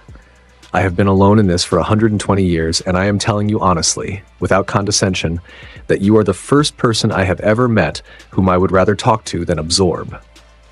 Take the hand, and every door in this country opens tonight. Refuse it, and I will take the last thing you have that can still be taken, which is the girl on the roof of the cafeteria, and I will do it in a way you cannot get ahead of, and I'll be sorry about it, and I'll do it anyway." The plaza was silent except for burning. Izuku Midoriya listened to the whole thing. He listened without interrupting once, exactly as he had listened to a man on a rooftop offering him one for all 2 years earlier, and All for One watched him listen and for one moment felt something he had almost forgotten how to feel, which was hope. Then Izuku answered. "You had 4 brothers," he said, "one of them by blood." The hand stayed out. Something behind the ruined face changed. "You gave your brother a quirk," Izuku said. "That's in the earliest records, if you know which prefectural archive burned in 1972 and which one didn't. He was small and he was ill and he loved you, and you put something into him that he never asked for, and when he used it to stand against you, you broke his body in a room and left him to die on a floor." He took a step forward. "Everyone who has ever stood beside you has ended up in a bed or a jar or a hole. Tamura Shigaraki called you sensei for 11 years, and you called him a hypothesis in a burning plaza tonight out loud to a stranger 4 minutes into the conversation. That's what you are. You don't have peers. You have inventory. Boy, the ones who turn their hands against their comrades are sure to die a terrible death. Be prepared." He said it flat. He said it the way a doctor reads a result off a page. No heat, no threat, no relish, an outcome that had already been determined by a process that ran to completion some time ago and was only now being communicated. All for One's hand came down. "Ah," he said. "Yes, very well." And then the oldest evil in Japan took the gloves off, and Yokohama had the worst 4 minutes in its history. He didn't use his quirks in sequence. That's the thing every commentator gets wrong, because sequence is what everyone else does. You have 3 abilities, you pick one, you fire it. All for One had hundreds accumulated across 120 years of taking, and what he had spent that century actually learning was stacking. The first attack was 9 quirks through 1 vector, strength multiplication into a punch, springing limbs to close the distance, air cannon layered along the same line to extend the strike past his own reach, a shockwave riding inside the air cannon, kinetic booster, rivet, 2 more nobody has ever identified, all of it arriving at the same coordinate at the same instant. A single blow with 9 separate physical laws stapled to it, and it hit the plaza where Izuku Midoriya was standing. The plaza stopped existing. A crater 11 meters across opened in front of the old customs building, and the shock came off it in a ring that took every remaining window on the boulevard and knocked 4 heroes off their feet 300 meters away. It was, by itself, an attack that would have ended any pro in the top 10. It hit nothing. Because the Sharingan reads quirk energy as color layered over the world, and All for One had hundreds of them. And every single one had its own signature, a hue, a brightness, a place in the body where it woke up before it fired. The man was, to Izuku Midoriya's eyes, a walking cathedral window. He lit up in 9 places before that punch left the ground, and each light said what it was, and the boy had already stepped through the gap between the 3rd and 4th of them. Nobody has ever been able to convey how it looked from outside. The best description on record came from a fire captain on the roof of a building 4 blocks south with binoculars, and what he said was, he was walking through artillery like a man who can see the shells before they're loaded. All for One escalated for 2 minutes and 11 seconds. He used a search quirk to track and a warp-adjacent quirk to reposition. He generated a swarm, 400 hardened growths off his own arms, launched in a cone. He used a quirk that made the ground go soft and another that made it rise.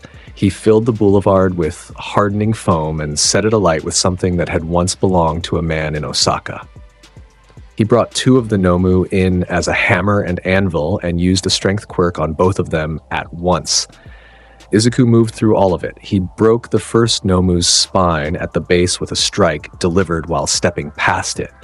He put the second one down with a hand on its jaw and a rotation of his hips, which is a thing that shouldn't work on 900 kilograms of engineered body, and which worked because he was reading the exact instant its weight came onto the front foot.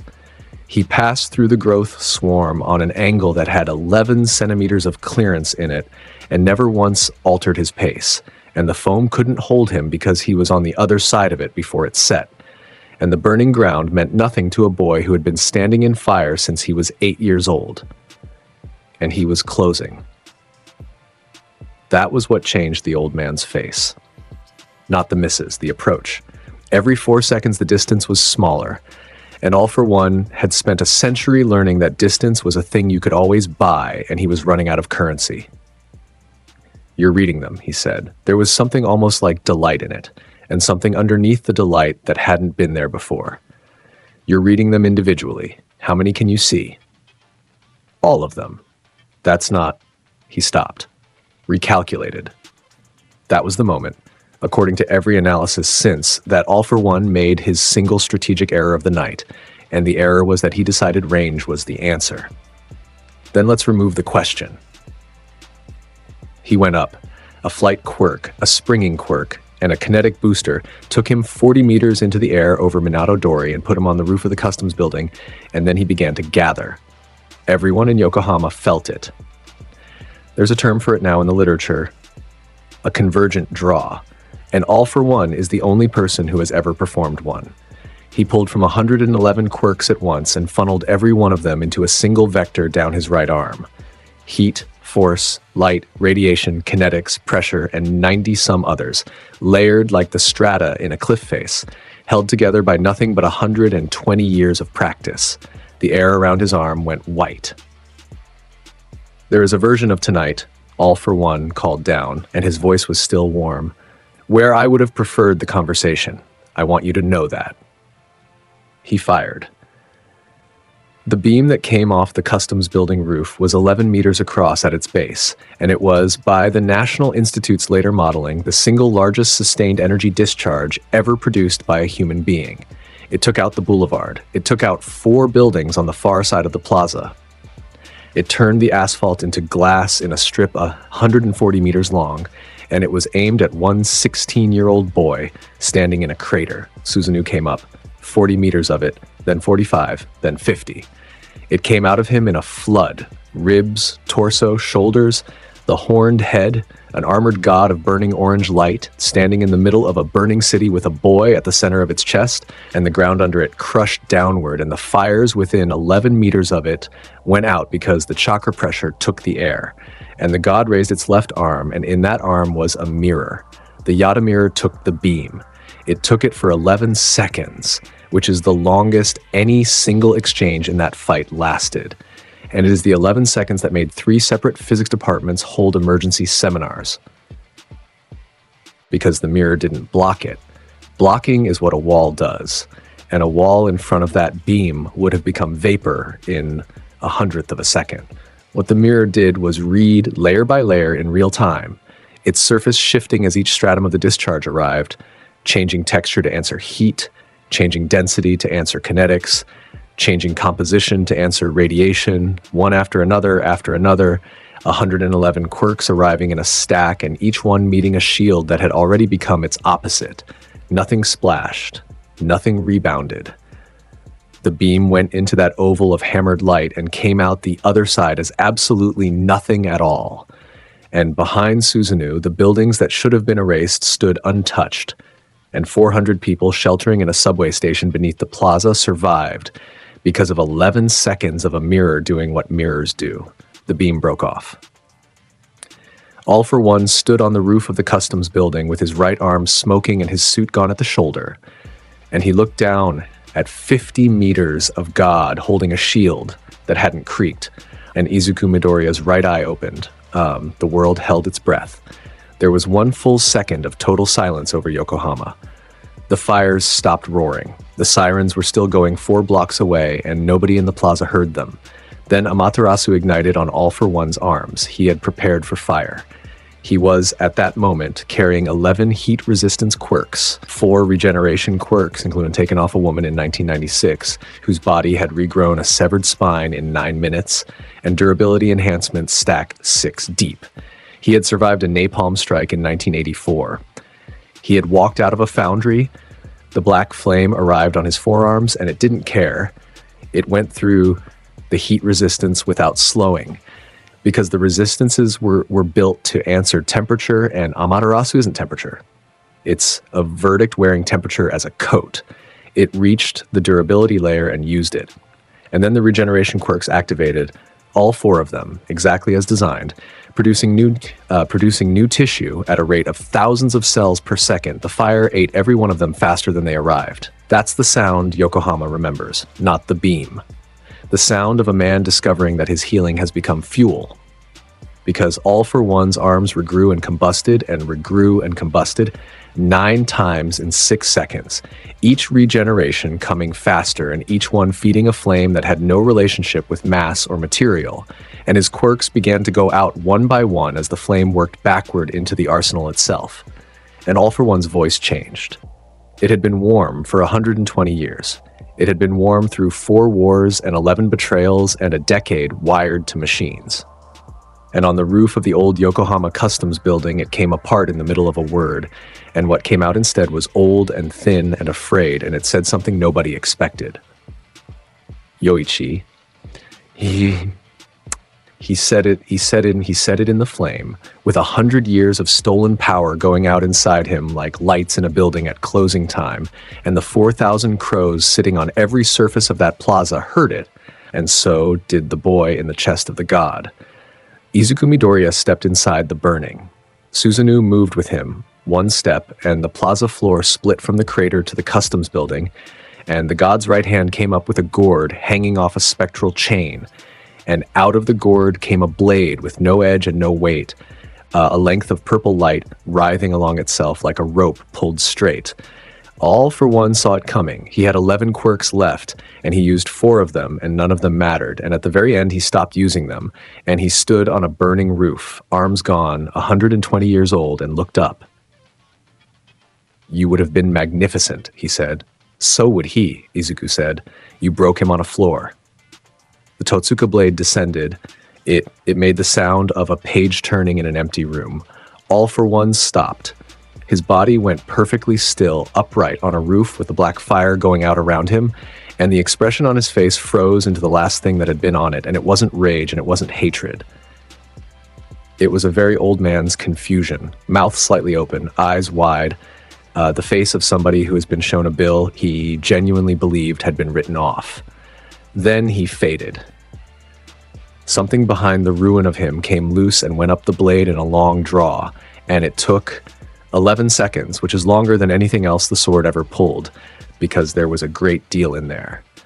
And when it finished, the body was still standing, and it was breathing, and it was warm, and the lights in the house were off, and they were never coming back on. The oldest living evil in Japan swayed once and went down onto his side on a rooftop, and there was nobody home. Susanoo faded like a lamp turning down. The horns first, then the face, then the shoulders and the ribs and the great curved bones of light folding inward into the boy who had grown them. And the orange went out of the sky over Yokohama, and every fire within 100 meters that the chakra pressure had been holding down came back up as a low glow. The crows came off the buildings and settled on everything. They landed on the crater rim, the overturned bus, the melted guardrails, the shoulders of the statue in front of the customs building. 4,000 of them, silent, and the silence in that plaza with 4,000 birds in it was the strangest thing anyone in Yokohama had ever stood inside. Izuku Midoriya closed his right eye. He stood there for a while. One line of blood ran down his cheek from the corner of the closed eye and reached his jaw and hung there, and then dripped off his chin onto glass that used to be a road. Then he went and dealt with the fires, because that's who he was. He was still doing it when the heroes arrived at 10:19, 38 minutes after he'd walked onto that boulevard. Endeavor came in from Nagoya with his own arm broken and his beard burned off on one side. Hawks came in ahead of him. 11 agencies converged on a plaza in Yokohama expecting to find the end of the world and found instead a 40-foot serpent of water folding down over the 4th floor of a burning apartment block, and a boy standing in the street with his hands in a seal, and 9 Nomu laid out in a row on the pavement with their necks broken, and a body on the roof of the customs building. Hawks went up first because he flew. He came back down 11 seconds later with his face the color of paper and landed badly. "That's him," he said. "Endeavor. That's him." On the roof. He's breathing and his eyes are open and there's nothing in there. Nothing. I put my hand in front of his face and he didn't blink. It's like looking into a room where the furniture's still. "I know what it looks like," Endeavor said. He'd seen the footage from Kamino 2 years earlier. He'd watched it 11 times. He walked past the number 3 hero and into the middle of that plaza and stopped in front of a 17-year-old boy with blood drying on his face and a burn hole in his coat, and the number 2 hero in Japan, a man who had spent 40 years being unable to look up at anyone, looked up. Midoriya. "There's a subway station under this plaza with 411 people in it and 1 exit that isn't blocked," Izuku said. "Your fire's the wrong tool. Send Ryukyu. That's all for 1 on that roof." "Yes. Do you understand what you did tonight?" Izuku Midoriya looked at him. His eyes were green. They'd been green since the eye closed. "I stopped a fire," he said. Then he walked out of that plaza, and this is the part that Yokohama still argues about, because there is film of him leaving from 4 separate cameras, and in all 4 of them, the crows come off the buildings when he reaches the corner of Minato Dori and 3rd, and the flock closes over the street. And when it opens again, 11 seconds later, the street is empty. 200 people saw it happen, and 200 people described it differently, and one woman on a balcony above the intersection told a reporter in tears that the birds hadn't carried him away. "They came down, and they were him," she said. "There wasn't anything left over. Do you understand me? He didn't walk out of my city. He left it." The country needed a story to tell itself. That's the mechanism that engages after something like Yokohama, and it engages within hours. The commission wanted to own the story, the press wanted to sell it, 11 agencies wanted to be photographed adjacent to it. 4 publishers had book proposals in circulation inside a week, and 2 of them had already picked titles. Izuku Midoriya declined all of it, with the same politeness he'd been using since he was 15. He turned down 41 interview requests in 9 days, including a personal call from the head of NHK and an invitation to sit in the diet gallery. He turned down a merchandise arrangement that had a first-year projection of 1.1 billion yen, and he turned it down in a 2-line letter that the agency involved has framed on a wall to this day. He went to class. He turned in every assignment. He was 4th in his year academically and would have been 1st if he'd cared, and Momo Yaoyorozu, who was 1st, made an issue of that at least once a month. He walked to school past camera crews with the same earbuds he'd worn since the USJ. Someone filmed it in his 2nd year and someone filmed it in his 3rd. And the footage always did the same numbers, because the internet has never in its life been able to resist a person who genuinely doesn't want anything from it and keeps proving it on camera. Nezu convened a formal commission review in February. He attended in person in a tie with his own tea. The review ran 11 weeks and produced 400 pages, and its findings were filed partially classified, and the summary at the top of the first page came to 6 words. The subject is not a threat. Under it, in the principal's own handwriting in blue ink, was a 2nd line. He is the answer. Nezu read both of them aloud to Aizawa in his office, sounding delighted, which was still somehow worse. Aizawa looked at the page for a long moment. They wrote 400 pages, he said, to get to a sentence a 15-year-old proved on a rooftop in a bank district 3 years ago. They wrote 400 pages so that the sentence would have a file number, Nezu said. You've never appreciated bureaucracy, Aizawa. It's the slowest possible way to be right, but it's the only way that survives the death of everyone involved. He turned the page around and looked at his own handwriting. In 40 years, every person in that room will be gone, and the file will still say it. That matters. Somebody in 2060 is going to pull this out of a drawer and know that when it counted, this institution wrote it down. Aizawa pulled him aside once that spring in the empty classroom at the end of the day. He didn't ask about the eye. He'd known about the eye for 2 years. He'd worked it out in the first month of the boy's first year, from the 11-second bus ride and the way a kid who noticed everything sometimes turned his head an extra few degrees to the left.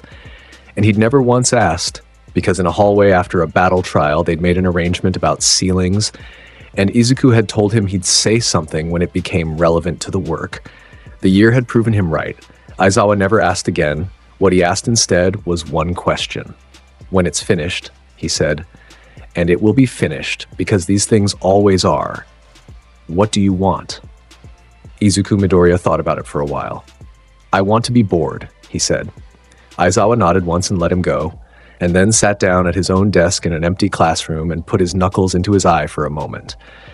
Because in 15 years of underground work, he had heard 1,100 answers to that question, and every one of them had been about a rank. Bakugo cornered him on the stairs in March. Same stairs, same locked fists. 2 years and 11 months since the first time, and the boy standing at the bottom of them was no longer a boy. He was the 2nd strongest student UA had produced in a decade, top of the practical rankings, 4 work-study offers, a right hand that could take the front off a building. He'd watched the Yokohama footage. All of it. Frame by frame, 40 times at quarter speed, with the sound off and then with the sound on. The question he had wasn't about power. When you sealed him, Katsuki said. Izuku waited. He said a name. Right at the end. There's a mic on the drone and the audio guys cleaned it up and everybody's saying it's garbage, but it ain't garbage. He said a name. Bakugo's jaw worked. And you answered him. You said, so would he. His hands opened and closed. You were looking at the worst thing that ever happened to this country and you looked like you felt sorry for him. I did. Why? Because he was a sick child in 1898 with a brother he loved, Izuku said. And somewhere in the first 11 years of him, there was a version that didn't become that. It got closed off. Somebody could have gotten to it. He put a hand on the rail. I don't get to unknow that just because he spent the next century proving nobody had. Katsuki Bakugo stood on that staircase for a long moment. I'm going to be number 1, he said. I know. No, listen to me, damn it. And here's the part that surprised everyone who ever heard about it, which was 3 people, because none of them ever told it publicly. I'm going to be number 1, and it ain't going to be because I beat you. I stopped needing that. His teeth were bared, but the thing behind them wasn't rage. You're never going to take the spot. You don't want it. You've never wanted a camera pointed at you in your life, and this country's built so somebody's got to stand where the cameras are, and if it's a coward or a suit or another blast wave, then everything you did gets used wrong. He jabbed a finger up the stairs. So I'll be the face. You be the reason. And when they come at you with a file number and a framework, they'll have to come through the number one hero first, and I'll be standing there and I'll be loud. Izuku Midoriya looked down at him. You finally hated something, he said. Yeah? What? Losing people. Katsuki's hands went still at his sides. It took you 11 years, Izuku said. Rage burns out.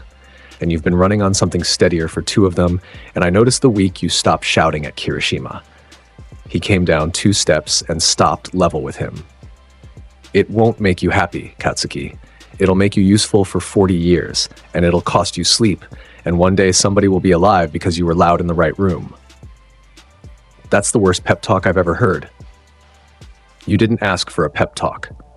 Bakugo laughed.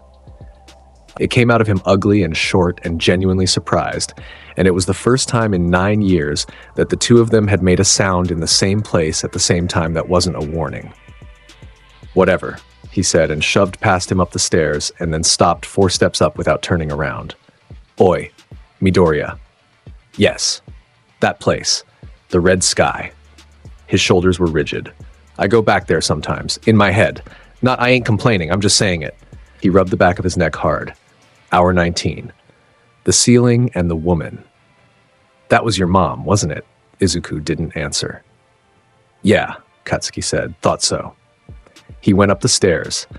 He trained for 4 hours that night and 11 the following weekend, and 8 years later he stood in a plaza in Sendai with his own agency behind him and gave an interview in which a reporter asked him who the greatest hero of his generation was, and Katsuki Bakugo, number 1 for the 3rd consecutive year, looked into the camera and said a name that wasn't his own and then refused to elaborate for the remaining 11 minutes of the interview.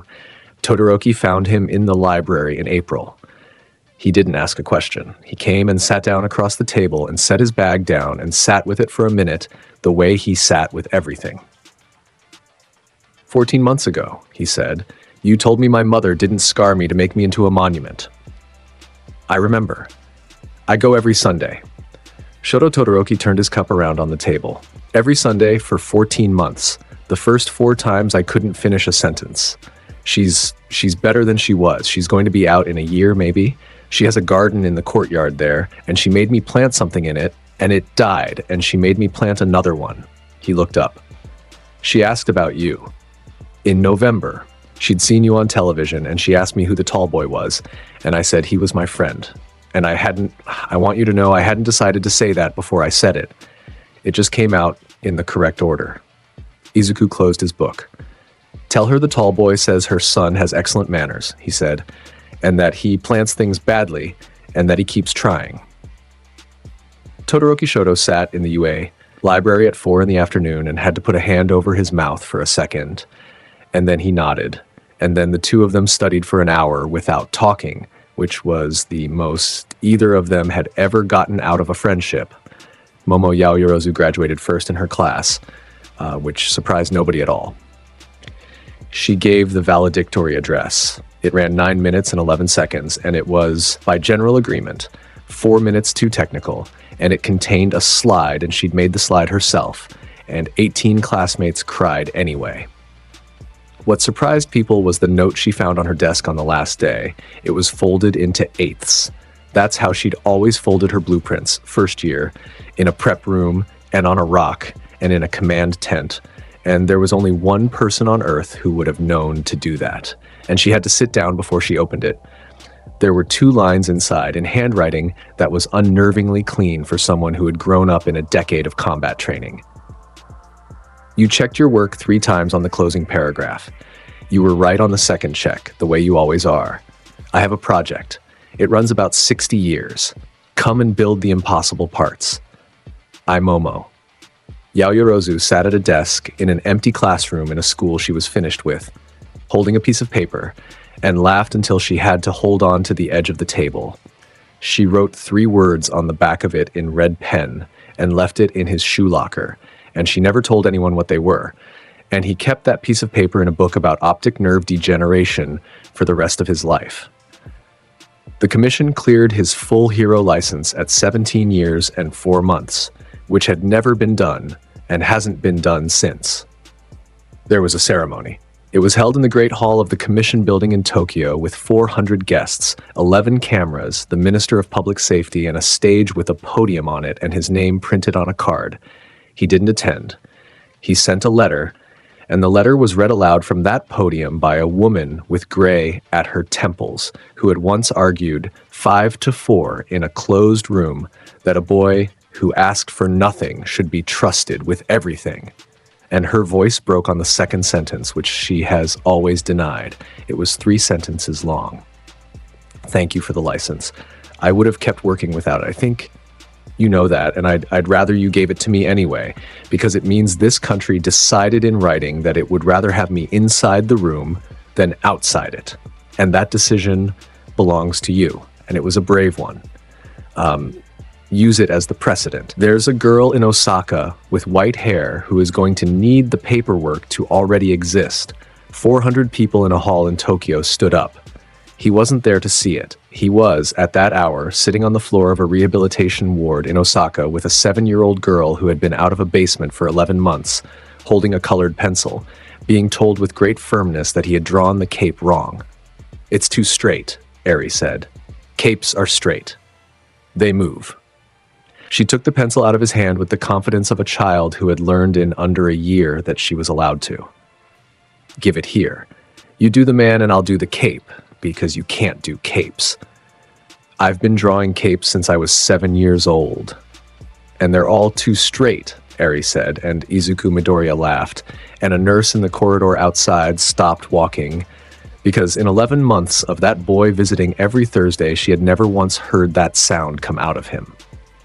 He said the line 11 weeks later, and he said it to a first year. It was at UA in the corridor outside the training grounds, and he was there as a graduate for an afternoon because Aizawa had asked him to, and Aizawa had never asked him for anything. A kid stopped him, 15 years old, 4'11", a quirk that made his hair grow a little faster than hair should, mortified about it. Excuse me, sir." The boy had rehearsed it. You could hear that he'd rehearsed it. "Can I ask a question? What makes a hero strong? Like, actually. Because everybody says training, and I do train, but I've seen my quirk, and I've seen yours, and I don't think it's training." Izuku Midoriya crouched down so that the two of them were eye to eye, which he did with children, and which no other top-tier hero in the country ever thought to do.